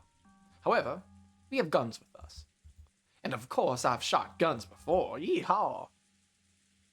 I'm not talking about the Hawaii shooting center here.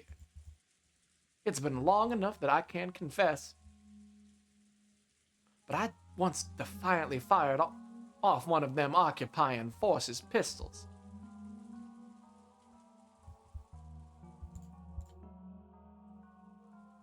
You see, back then, the black market was controlled by foreign gangsters. He probably wanted to make everyone feel secure by convincing them that he could be relied upon. Hideyoshi went into one of his old stories that everyone had heard many times, and which had gotten more extravagant each time they'd heard it. It didn't make them any more confident in Hideyoshi's abilities. They're like, yeah, keep talking. We fucking heard this already. Foghorn, Leghorn, sounding ass. Nobody trusts him. But it did seem to calm things down a little bit by bringing in a sense of normality. Well, why has a crime like this happened? I hope the boat comes tomorrow. That seems unlikely. It looks as though we'll be staying here for 2 nights. Now is a good time to get some sleep. I'm gonna be so fucking... I'm gonna lose my shit if this is the room where people die. Actually, I won't. It can't happen because Erica's in this room unless Erica finds a way out. This is what I think is gonna happen, but...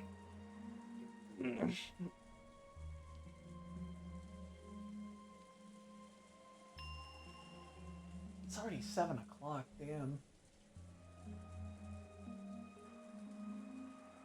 Happy winter solstice. Tonight is, the night of the wild hunt. My nerves aren't dull enough to let me sleep soundly in a situation like this. George Sama. The pain and anger of losing his mother quietly tormented George. Sleepiness probably wouldn't be coming to him for a while. Erica suddenly clapped her hands, as though she had just remembered something, then whispered in Hideyoshi's ear, interrupting the old story which he had grown quite engrossed with. Okay, yeah. So now that she's leaving the room, anything can fucking happen in here. Sorry, I'm gonna go to the cousin room for a second. There's just one little thing I just need to check on with the servants over there. And then what she's gonna do is she's gonna tape those 2 rooms. But where's she gonna tape the 3rd room though? Or is she gonna save that for later, I wonder?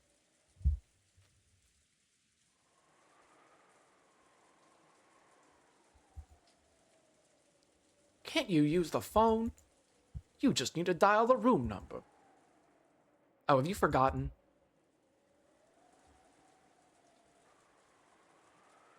Why don't they just, like, punch a hole through the fucking room or something? I don't know. Seems the culprit has broken the phones. Wait, you don't mean... You found some kind of contradiction in their testimonies. Up until this point, Erica had spent a lot of time giving the impression that she behaved like a detective. So Hideyoshi immediately assumed that this was something vital to do with the crime. It'll be easy to check, but it might be a huge lead. I'll be back before long. Please don't let anyone leave this room. Even though it's the next room over, it's too dangerous to go alone. You sure you don't want to take someone with you? We can't trust the servants or Nanjo-san completely. You're in charge of this room. George-san is needed to support you. There's no one left. Don't worry, the detective never gets attacked. Erica had already worked hard to look like a sharp, clear-headed person. Hideyoshi relaxed and agreed, thinking that it was just next door and wouldn't be a problem. After an hour, no. Better not to wander around too much. I'll stay over there until morning. Oh, she is fucking sly.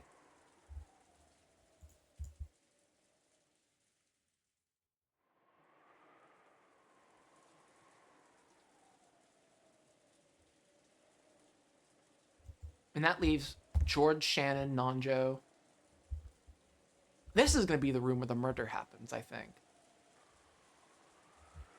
Because I think this kind of turns the wolf-sheep puzzle in favor of culprits. And we do know that Hold up, I'm gonna put in my notes who's where just to make sure I have it. Room 1, room 2. Room 1's got Kraus, Rudolph, Goda, Genji, Cannon, Jessica.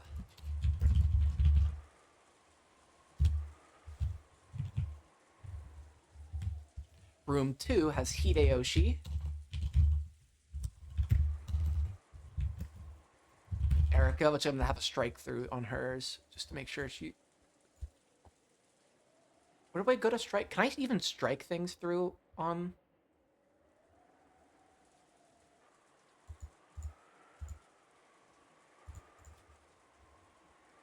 Strike through. There we go. Erica? Okay. No, I don't want to. Okay. Yep, I don't want to actually use my.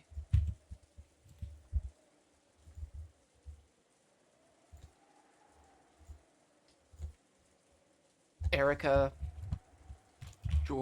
George, Shannon.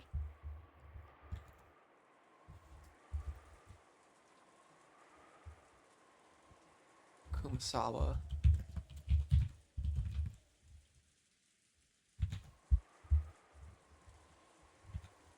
Joe.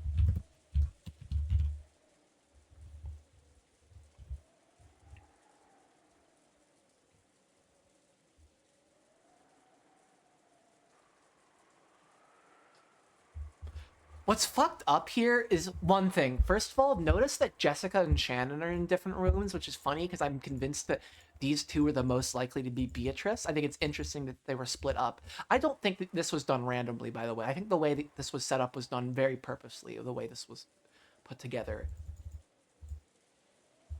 Because right now, George and Shannon don't look very trustworthy. Kumasawa's never really been trustworthy. Nanjo kind of is neither here nor there. Goda's got his thing going on with Gap. Genji, obviously, is Genji's least trustworthy motherfucker. Cannon and Kumasawa also having... Or Cannon and Jessica being in a room together. Like, this feels very purposeful to me.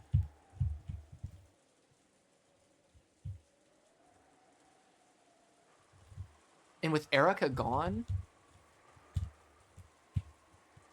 neither room is safe.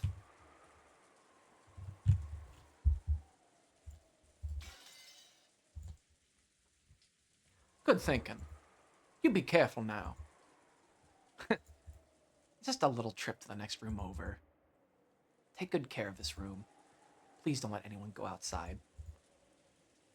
We've already brought everything we need up here, so there's no reason for anyone to leave. Food, drinks, blankets, medicine, towels, tissue paper, everything. The women also had their cosmetic pouches. Why is that being mentioned? Also,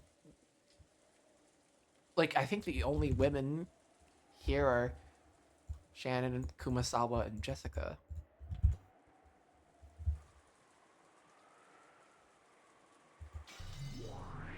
So whose cosmetic pouch is it? I guess it's just Jessica? Because why would Shannon have one as a servant?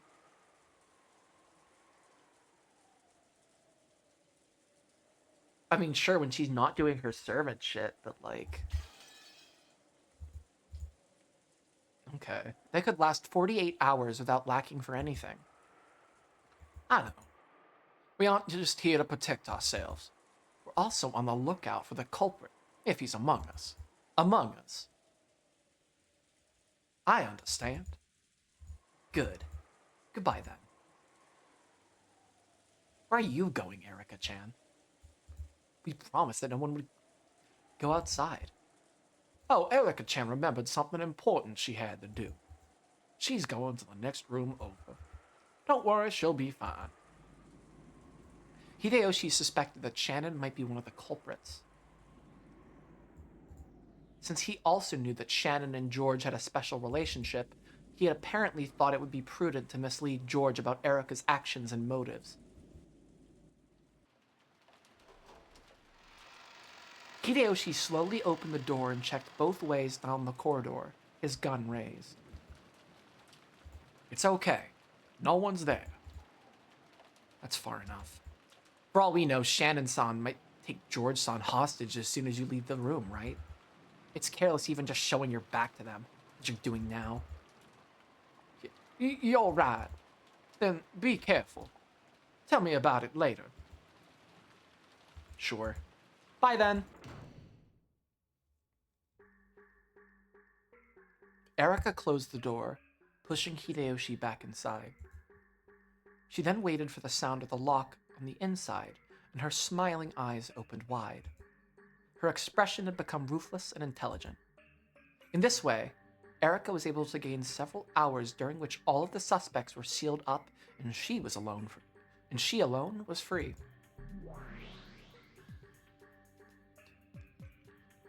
Finally, I can investigate to my heart's content.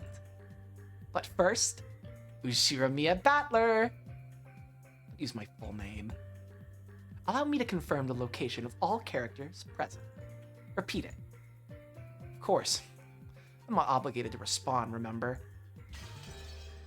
If you don't, I'll just say that someone sneaked out while I wasn't looking, and that this person was responsible for the bizarre crimes that are sure to follow. If you want to show me an impossible murder, you should first confirm their locations.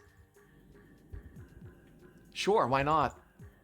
And this represents, I believe, to my understanding, if I'm starting to pick up Umineko a little more, this represents her locking the rooms, or taping the room shut.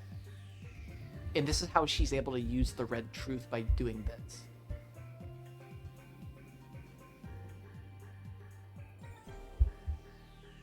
I'll listen, at least.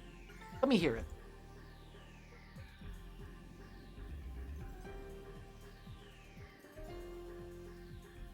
From now on, instead of repeating the barricaded room next to the cousin room, let's just say the next room over. Does that work for you? Sounds simple enough. Got it.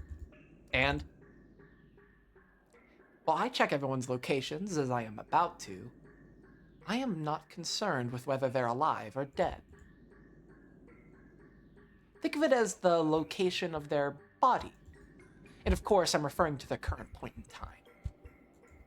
Here we go. The six first Twilight victims are located at the places where they were discovered. Natsui is in her room. Ava is in the VIP room. Kyrie is in Krause's study. Rosa and Maria are in the parlor. And you are in the guest room. Don't tell me you're already going to refuse. Don't worry, I acknowledge it. First off, it was acknowledged at the victim's location. We're due to this. Okay. Battler confirms all locations of first Twilight bodies.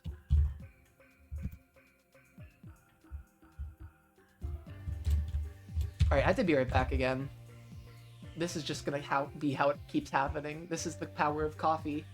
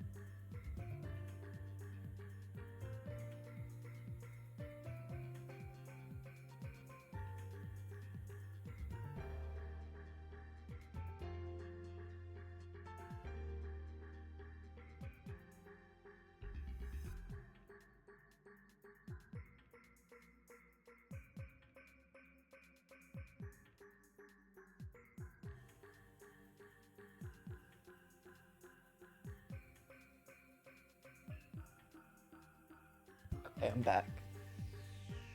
I'm freaking dying over here. This coffee was not the plan. Also, I'm gonna move this back here.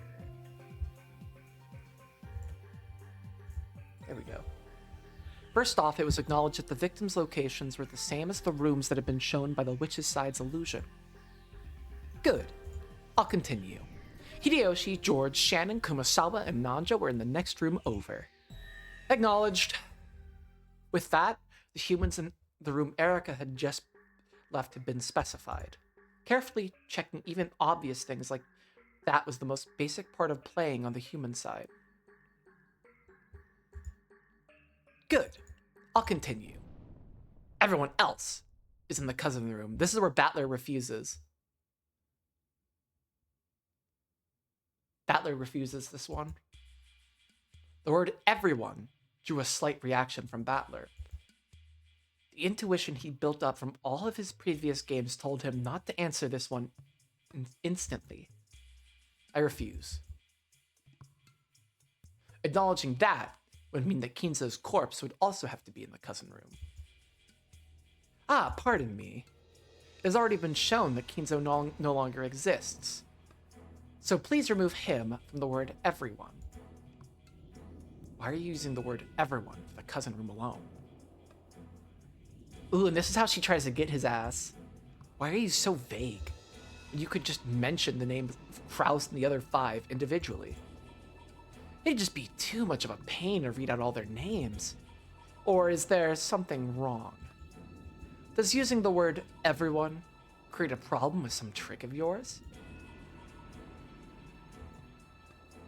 It does.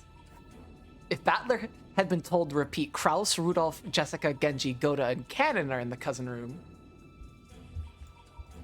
he would probably have acknowledged it with the red without thinking too much about it. Of course, normally Erica would have mentioned the names of everyone inside and had him repeat it precisely. Battler had paused, feeling some kind of unease because of that unexpected demand in the word everyone.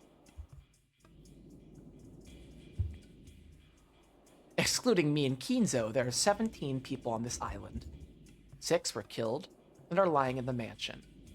5 are in the next room over. And the remaining 6 are in the cousin room. That's a reasonable assumption to make, right? However, there are 17 people on the island, so if we subtract 6 and 5, then 6 again, we're left with 0 humans whose locations have not been checked.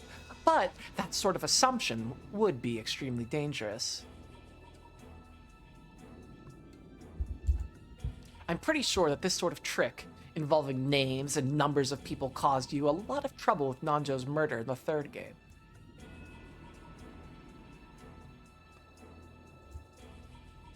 Good point.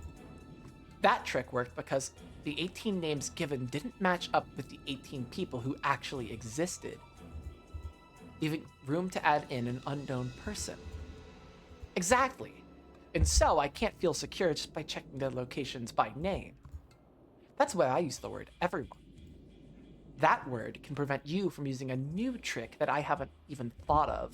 And that's why Beatrice is, just to keep talking on this game's themes, but Beatrice exists in that room of doubt.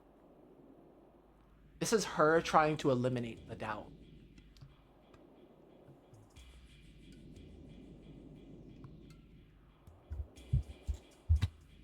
I see. Pretty crafty of you.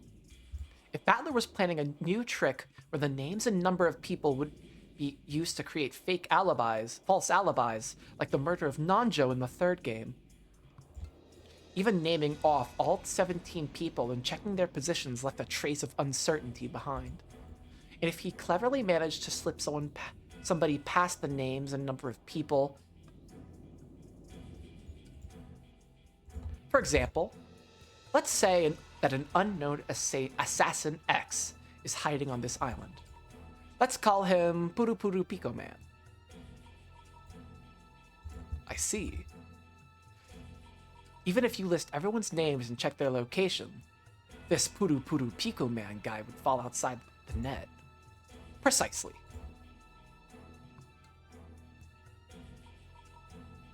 Even hearing there are only 17 people on this island, and here are the locations of 17 people, is insufficient.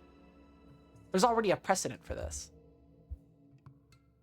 However, the word everyone is just too broad. Can't you word it a little better? No, if we run from the word everyone here, there's a chance that Erica will be able to use that as basis for making Puru Puru Piku Man the culprit for everything. In my old fights with you, I also nailed several riddles with no basis other than unknown 18th person X. This is where Battler's character growth is coming in, because now he's arguing against the same things that he used to argue against earlier. Interesting.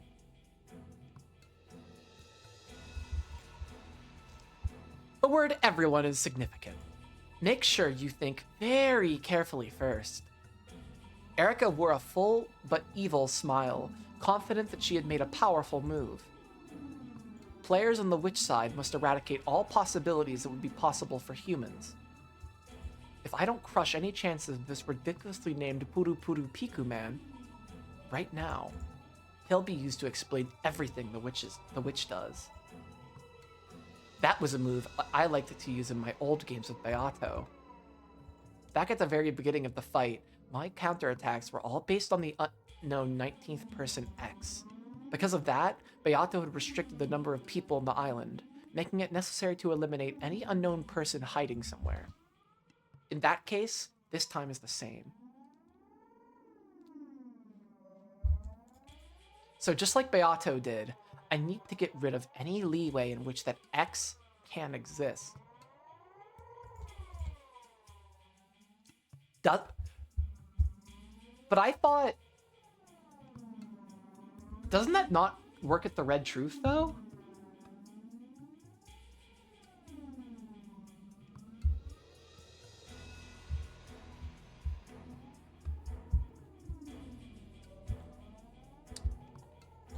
Where is my Red Truth? I think it's in my episode 2 notes? No, it's right here.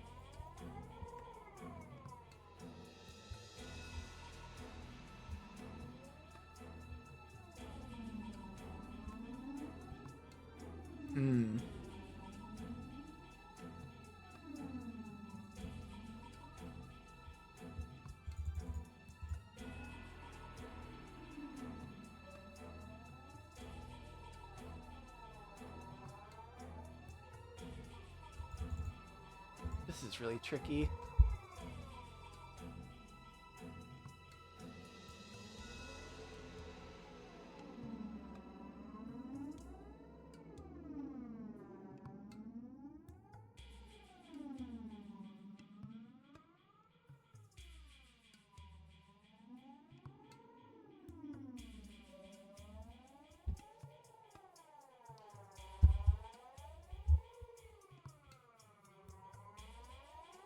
Ish, I'm rereading some Red Truths.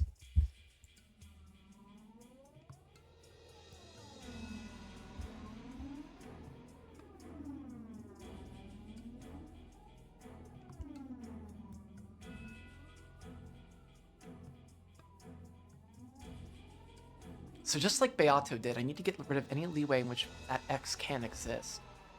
The number of people on the island has already been announced, but since she's suspecting tricks involving names and numbers of people, saying the same thing again won't satisfy her. In that case, I have no choice but to respond to her demand and use the word everyone. That word has a disturbing ring to it, and though I haven't figured it out yet, it feels like there's some kind of demonic killer move hidden within it. Damn. After insulting Beato so much and saying that the witch side had a huge advantage, I'm getting this pressure just having to deal with a single line to repeat. Deflection, right? You mean the chess term? Yes. It's a technique of putting pressure on an enemy piece, forcing it to move and making them weaken their own position. I'm threatening you with the broad and powerful piece called Everyone, pressuring you to move. With this, Battler-san will be able to perfectly guarantee alibis for all the survivors. and it will probably make it impossible for him to trap me in the latter impossible crimes. What exactly are you afraid of? Shouldn't this be a powerful move for you? But it's a move that you're pressuring me to make. You're trying to make me weaken my own position in some way. No matter how good a move seems, it's a bad move when it's what your opponent wants. However, it'll be hard to avoid the word everyone here. How's he gonna do it? A red truth can cut through the weak reasoning of the human side apart over and over. In the past, I feared its ruthlessness. However, I also learned quickly that it could be used as a basis for a counterattack. Yes, the red truth is a trump card, a treasured sword. Now I'm painfully aware of how Beato felt. It can kill with ease, but it's not something to be used unnecessarily. Using it carelessly will end up cornering the witch side instead. What will you do? Will you put this on hold if you want? We can put this on hold if you want. No.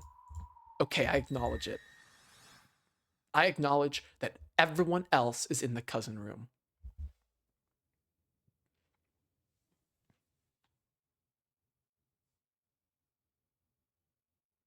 So Battler's in the cousin room.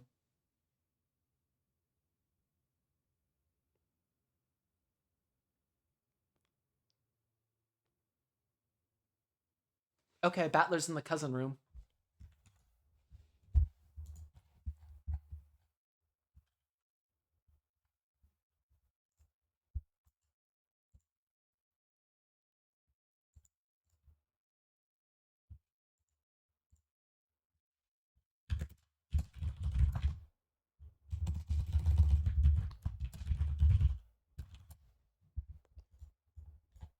I'm putting Battler in red and with a red, bold, and a question mark.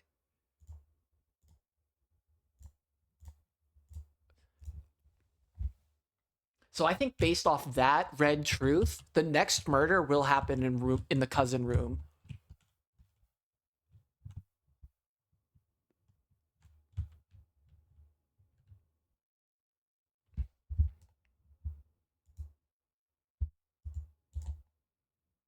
Good. Thank you very much, Battler-san. Beautifully done. Oh, I'm in trouble. If a letter from a witch comes in this situation, just who could I suspect? She said she was in trouble, but her face didn't look troubled at all. On the contrary, she looked as though she had just succeeded in placing a huge opening move. In a witch's game, even a single mistake can be fatal. In both chess and shogi, you can't get a piece back once you've moved it.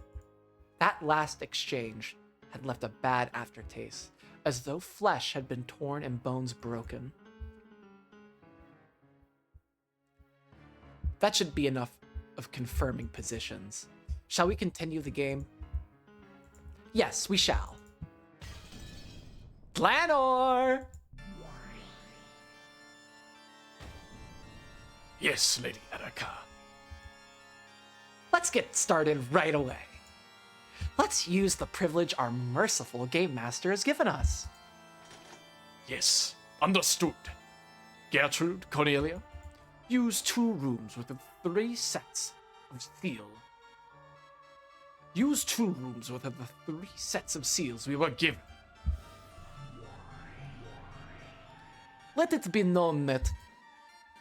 We understand. Why did I read her like that? Seal the cousin room and the next room over. With this, everyone's been sealed except for the victims. Is she not going to enter the room?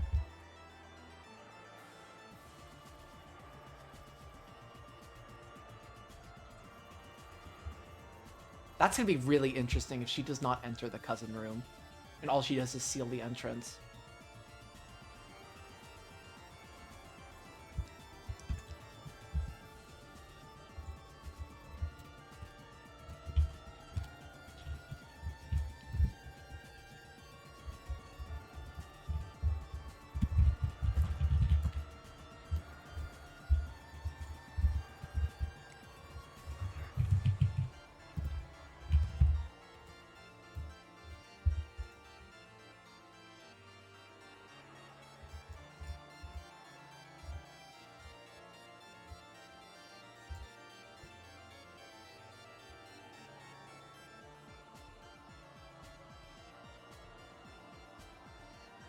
With this, everyone's been sealed except for the victims.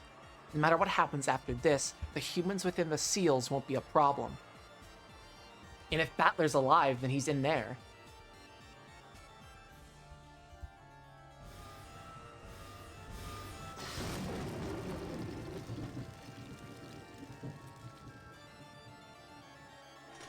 By the seals on the doors and windows, the complete sealing of both the cousin room and the next room over has been guaranteed. For just an instant, a red longsword had returned to Dlanor's hand. She had been given permission to draw it, thanks to the red truth she'd finally gained. When the fight concerned these two sealed rooms from now on, Dlanor would be able to use that merciless blade, the red key. This overwhelming power could slice even the Game Master in half. For a while, Erica and Dlanor just grinned at each other, entranced by the ruthless red light that was burned into their eyes. Senior Aide, allow me to ask a question. What is it? The players on the human side are to interpret questions proposed by the witch as being the work of humans. You are not mistaken. If so, why are Lady Eric and Commander Dlanor fighting to lower the number of humans who can commit crimes? Because she needs to have an exact person if she wants to win. Cornelia's question was a very simple one. Those two had made this move boldly, making it sound like it was a powerful one, almost as though it would greatly damage the witch. However, if you thought about it, Erica was just strangling her own neck. We still don't know what sort of crime will occur in the future. Would it not be more advantageous to the humans if there are more people whose locations are not specified?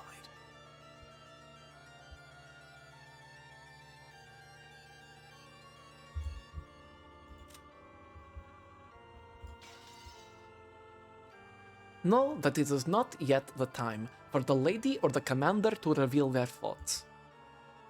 I apologize for my idle chatter. Cornelia looked like she wasn't satisfied. In the previous game, when trying to help Kinzo escape from his study, Battler had desperately tried to break free from that closed room using various methods. As a result, Kinzo had escaped into the darkness of the night, and it had been possible to treat him like an elusive phantom. In other words, closed rooms were advantageous to witches and disadvantageous to humans. Witches proposed closed rooms, and humans destroyed and denied them. That should have been the standard tactic of this game. And yet, Erica had created closed rooms herself, sealing a full 11 humans in them, and one battler.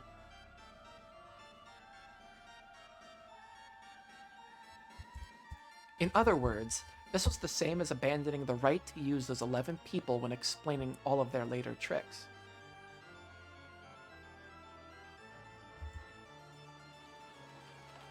In the past, Battler confirmed the location of certain people.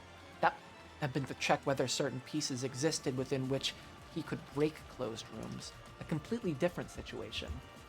Why had Erica taken these 11 people, who were also her pieces, and sealed them in a closed room? Cornelia hadn't experienced enough fights to understand this move, which looked as though they were trapping themselves.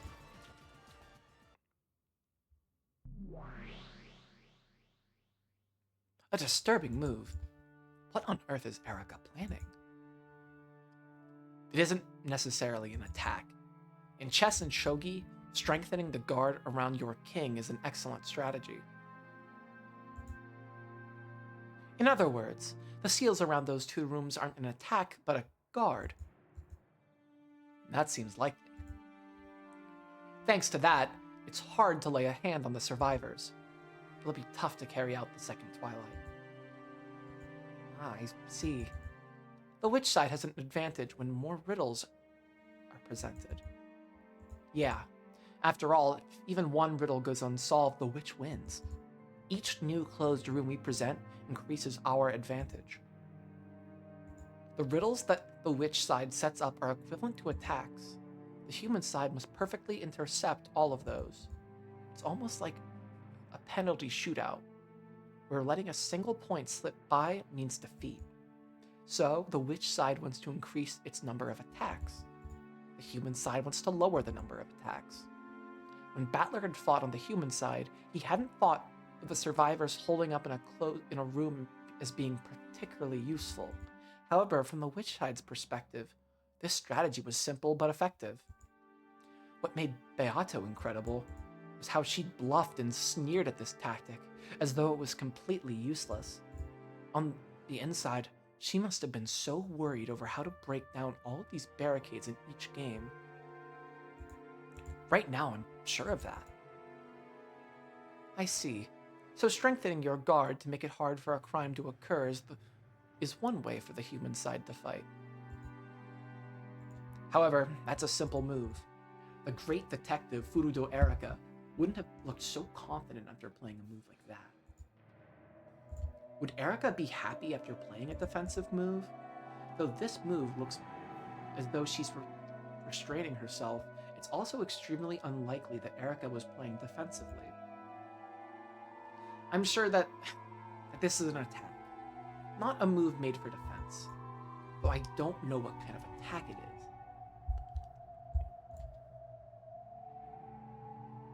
She's gonna try to argue that Battler's still alive. And that Battler was the one that did the killing. That's what I think she's gonna try to do.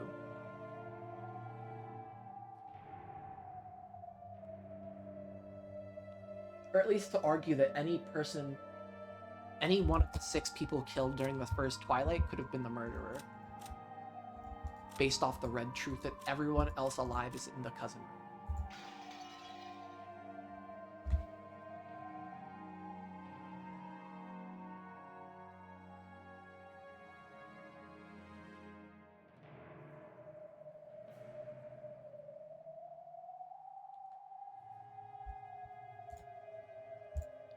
For the moment, she has, at least apparently, spent her turn on strengthening her guard to stop the second Twilight, instead of reasoning about the first Twilight. No, that's not what she's doing, Battler.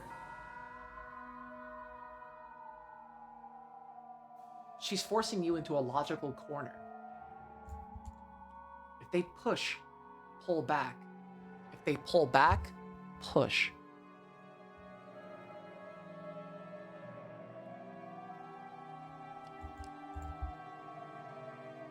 No, Battler, you can't. You're walking right into a trap back there. I'm telling you, you don't know what the fuck you're doing. You're incompetent. In that case, it's time for us to attack. But how should we attack? The guest house is well guarded. Yeah, it appears as though the guest house is now under Erika's control. However, there are certain pieces, like bishops and knights, whose specialty is cutting behind enemy lines. Battler snapped his fingers and a single gold butterfly appeared from the darkness. Then flew in front of the chessboard, trailing gold sparks behind it. It landed without a sound, then transformed into a black piece representing the witch's darkness. X-ray. That's also a chess term. Yes, it's a high-level technique. It's when a square seems to be under an enemy's control, but you've spotted that your own pieces actually have enough influence over it so you don't attack. Erika, if you really believe that you could stop my next attack by sealing up all the survivors, that's just naive. Battler raised his new black piece high. His target was a single open space deep behind enemy lines. How will you handle it? This is my response.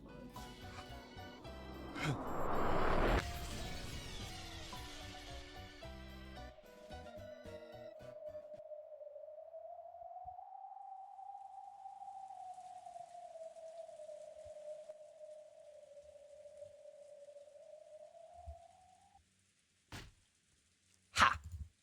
Now I can finally stretch my wings. First off, let's take a midnight stroll to the mansion. You would take a stroll in the middle of the night To an eerie mansion where a killer might be hiding? You must be very insane. So not at least. Wait, did they confirm in red? I have to check the red truth already. It's 2, 3, 4, 5.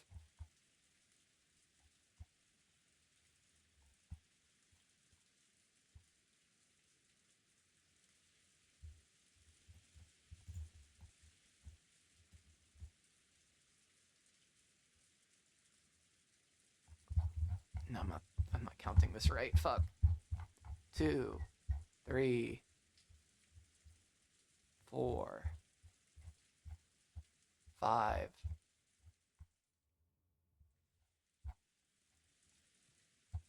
Oh god, there's so much red truth in that scene.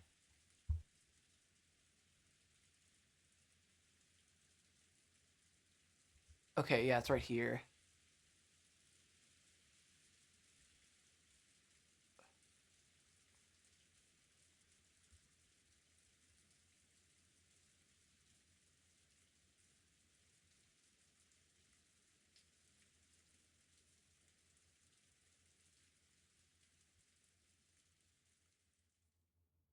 Hmm. Reading the red truth.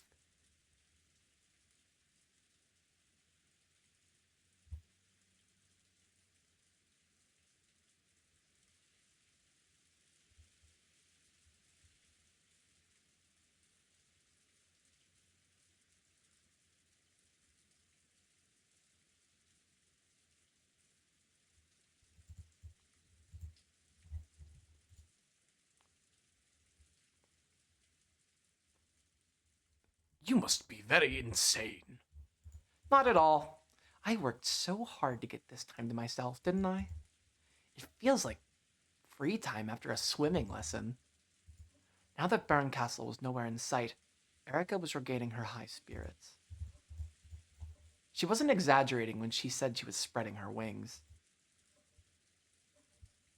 Glanor knew that she was risking her own destruction in this game, and she was not in a favorable position by any means.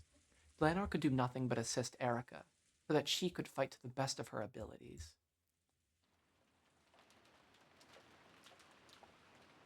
All right. The locks on the first floor of the guest house are perfect. The entrance is sealed up with a chain lock.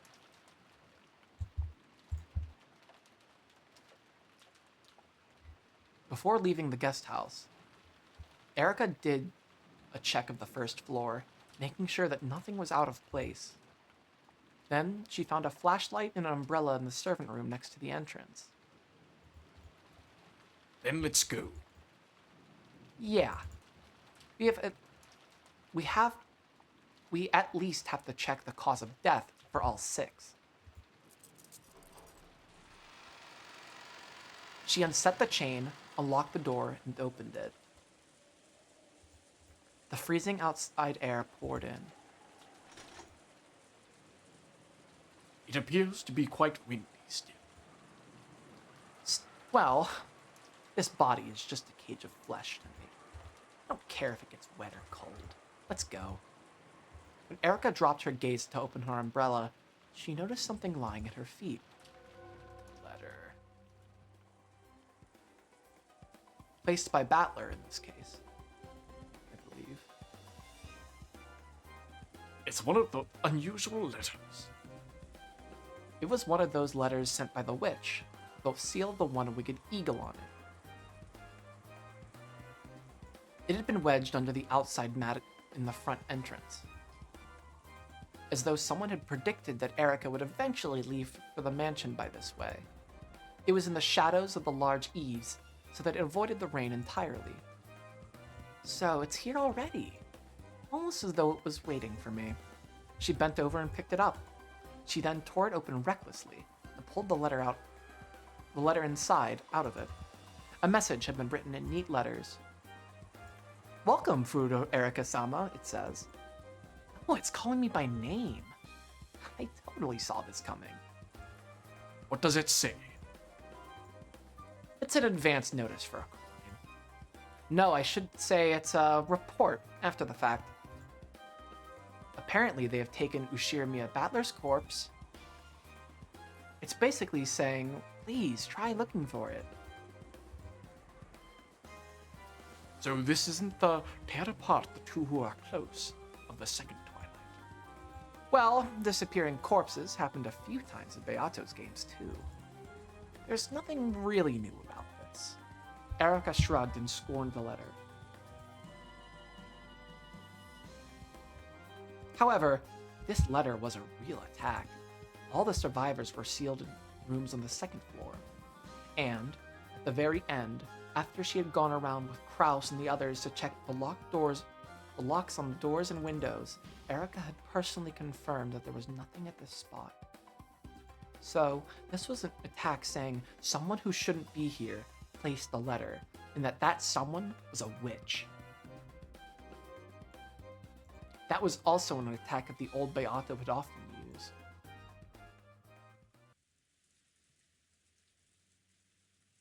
Hashish. If the way you show it is the same, please tell me that the actual trick isn't the same too. Blanor, please call Battler here. Understood. Lord Battler, we wish to take our turn. Got it. Let's have it. Sorry. I actually don't have a move to declare. Huh? Truth is, there's something I need to apologize for. Apologize? Battler and Beato's eyes went wide. However, though Erica said that she wanted to apologize, she had a confident look on her face, as though even that apology would be a new move. Hold on, I'm gonna go shove my face with food. Give me like 30 seconds.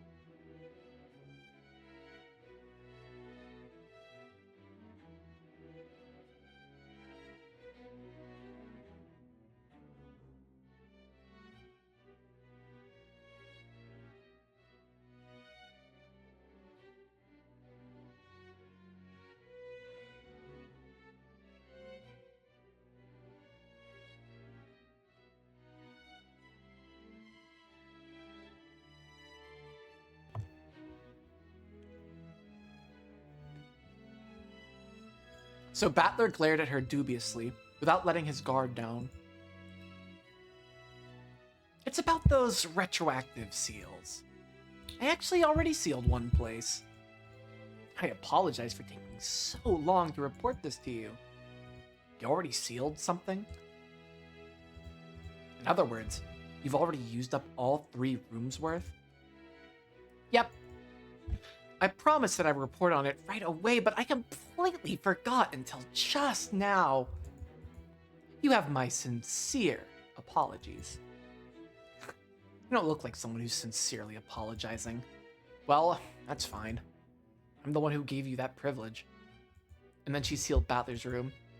So, what did you seal? Flanor? Allow me to report. Battler's guest room was sealed at the time of Lady Erica's inspection of the corpses. Beato tried to not let it show on her face, but her eyebrows twitched visibly and her gaze flicked over to Battler. Normally, I would have liked to seal all the closed rooms, but I didn't have enough packing tape. So out of respect for the Game Master, I only sealed the room with Battler-san's corpse. So, you were kind enough to close the lid on my coffin. I remembered a short while ago and was planning to tell you when we reached the mansion and investigated the guest room with your corpse in it. However, when this letter appeared, I figured I should report it right away. Sorry. Why did you think that? Well, after all, Battler-san has been playing this game ignorant of the fact that his corpse was sealed in the guest room. Because of that, I thought, that it might possibly change things regarding to the appearance of this letter. The cousin room and the next room over are currently sealed. Sorry for the late report, but the guest room with your corpse in it is also sealed. And there are 17 people on this island, excluding Lady Erica. The existence of an 18th person has already been denied in a previous game. Wait, is she saying that the cousin room, the Battler's guest room corpse thing hasn't been?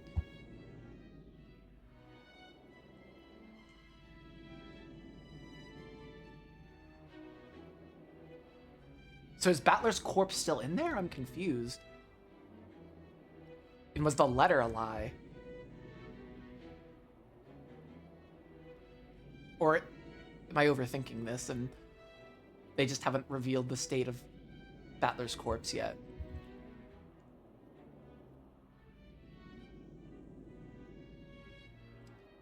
And the disappearance of your corpse.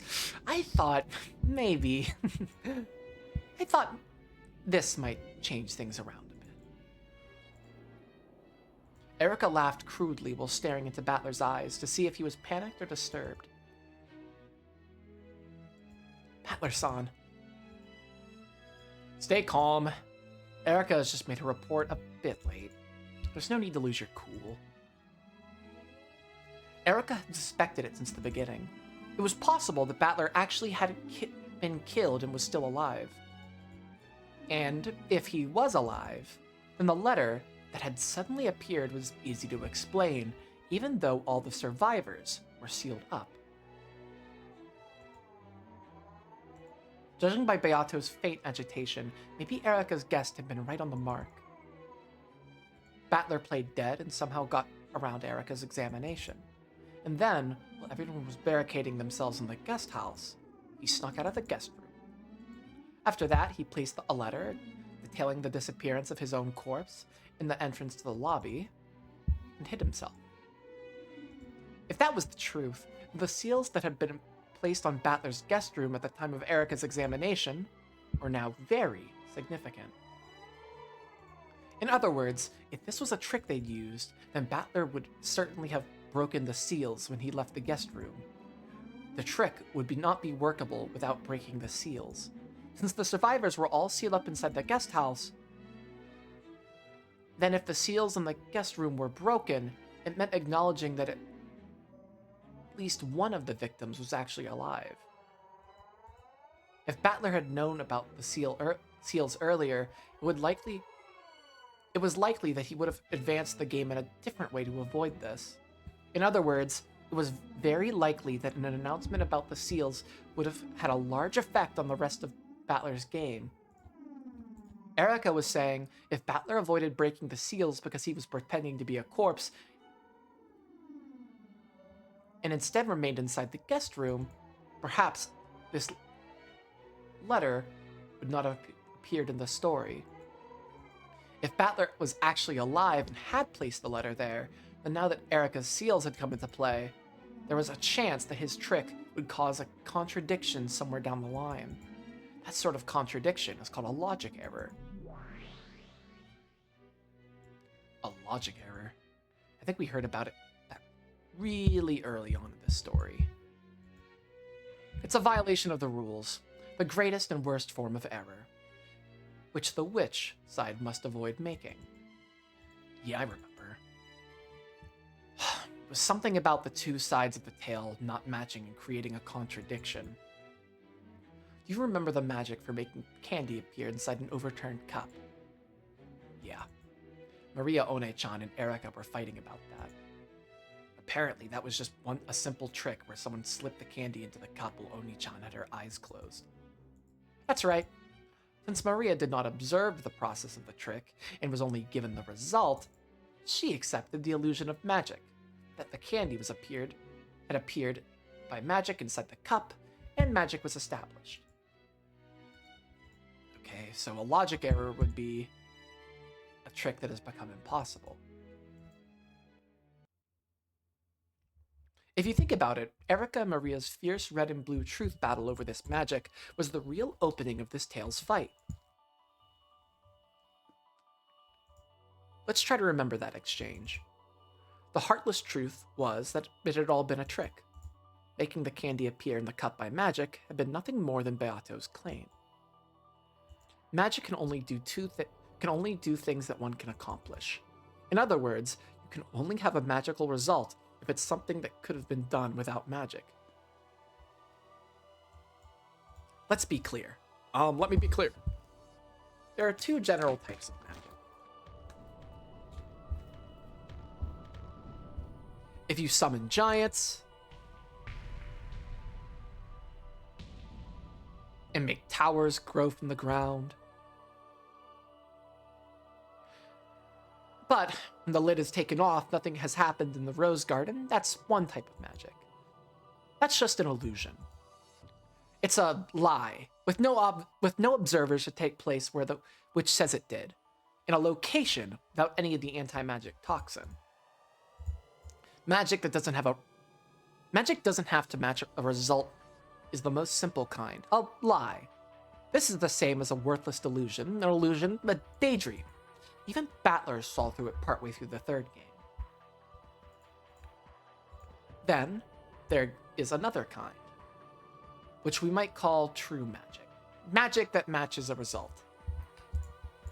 The cup trick is an example of magic that matches a result, since an observer actually checks to see if the cup's contents were empty before seeing a candy appear there, and thus an actual observer of the incident is created. Okay, so I should definitely keep that in mind going forward. I've discovered one big rule that magic matching a result has to follow, unlike the magic of illusions.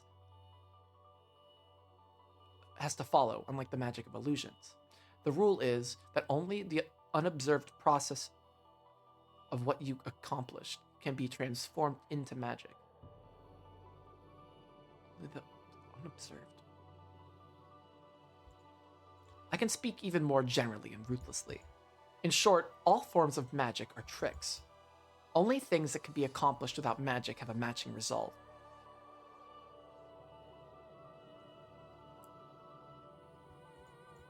Ironically, this also proves that magic doesn't actually exist. But, out of respect for the witch's game, let's call it making the game solvable and fair for the human player. So instead of the candy inside the cup, we now have this mysterious letter that appeared in front of Erika. They have to be tricks. By claiming that the witch set the letter as there by magic, Oni-chan is trying to create magic that matches a result. Correct. Since all the survivors are sealed within the closed room at the guest house, it is possible to embellish this appearing letter and say it was a curious bit of magic, for only which a witch could have placed it there. But even so, it must be a possible trick in the end. In order to see through the trick with the candy in the cup, Erika had been encountered with the blue truth, saying that the candy had been snuck in there while her eyes were closed. That was the correct answer. So Maria hadn't had any red that she could use. But what if she had used it? For example, what if Maria had used the red truth to say, until I lifted the cup, the closed room of the Until I lifted the cup up, the closed room of the overturned cup remained intact.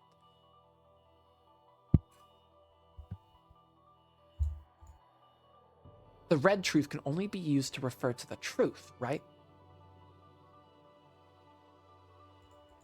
If you could lie with it, it'd be a massive violation of the rules. Yes, denying your own trick with the red truth is a major violation of the rules. However, if you instantly switch over to another trick that doesn't violate the red truth, it may be slightly unfair, but that red truth can be acknowledged.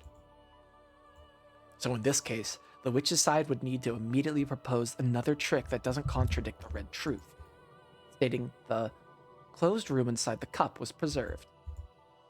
Like the excuse of a politician when he keeps backtracking as new evidence is shown to him. Yeah, when would that happen? Yes. Well, for a red like this, Stay in red. Trump and Epstein were only business partners. I refuse. She might be able to get away with some painful excuse.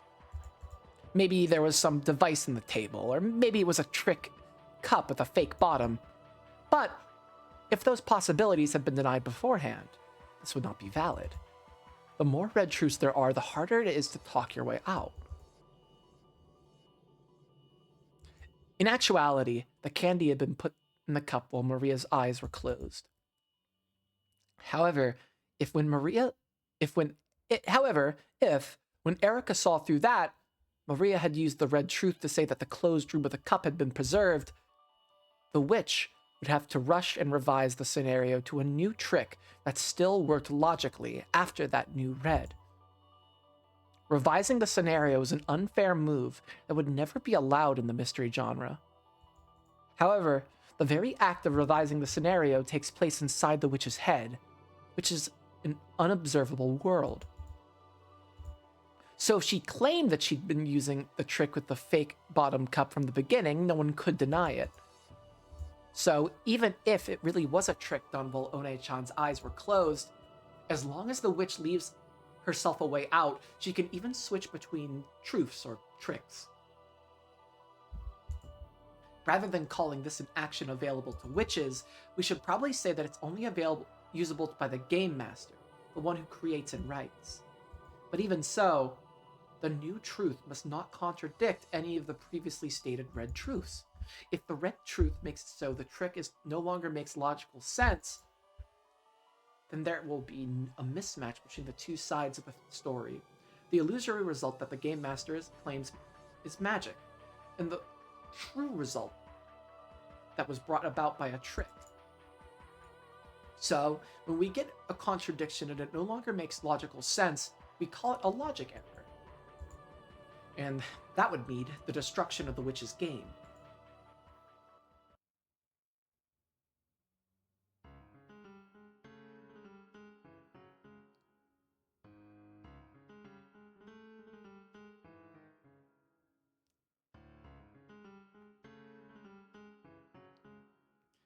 This world is a game that's possible to explain with humans. In other words, it must be possible for all magic to have been done by tricks as well. If it's impossible to do it with tricks, then the human side has no moves and we get a stalemate. I think I'm gonna stop here. I'm getting a little tired. It's been a long stream.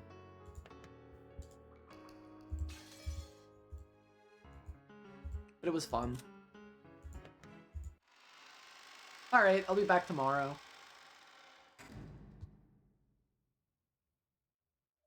Also, I think I'll probably stream on Christmas Eve, but not Christmas Day. What day is Christmas Eve? Wednesday? Yeah. And then no stream on Boxing Day either. Okay. Well, I will see you guys then. It's been fun. Bye.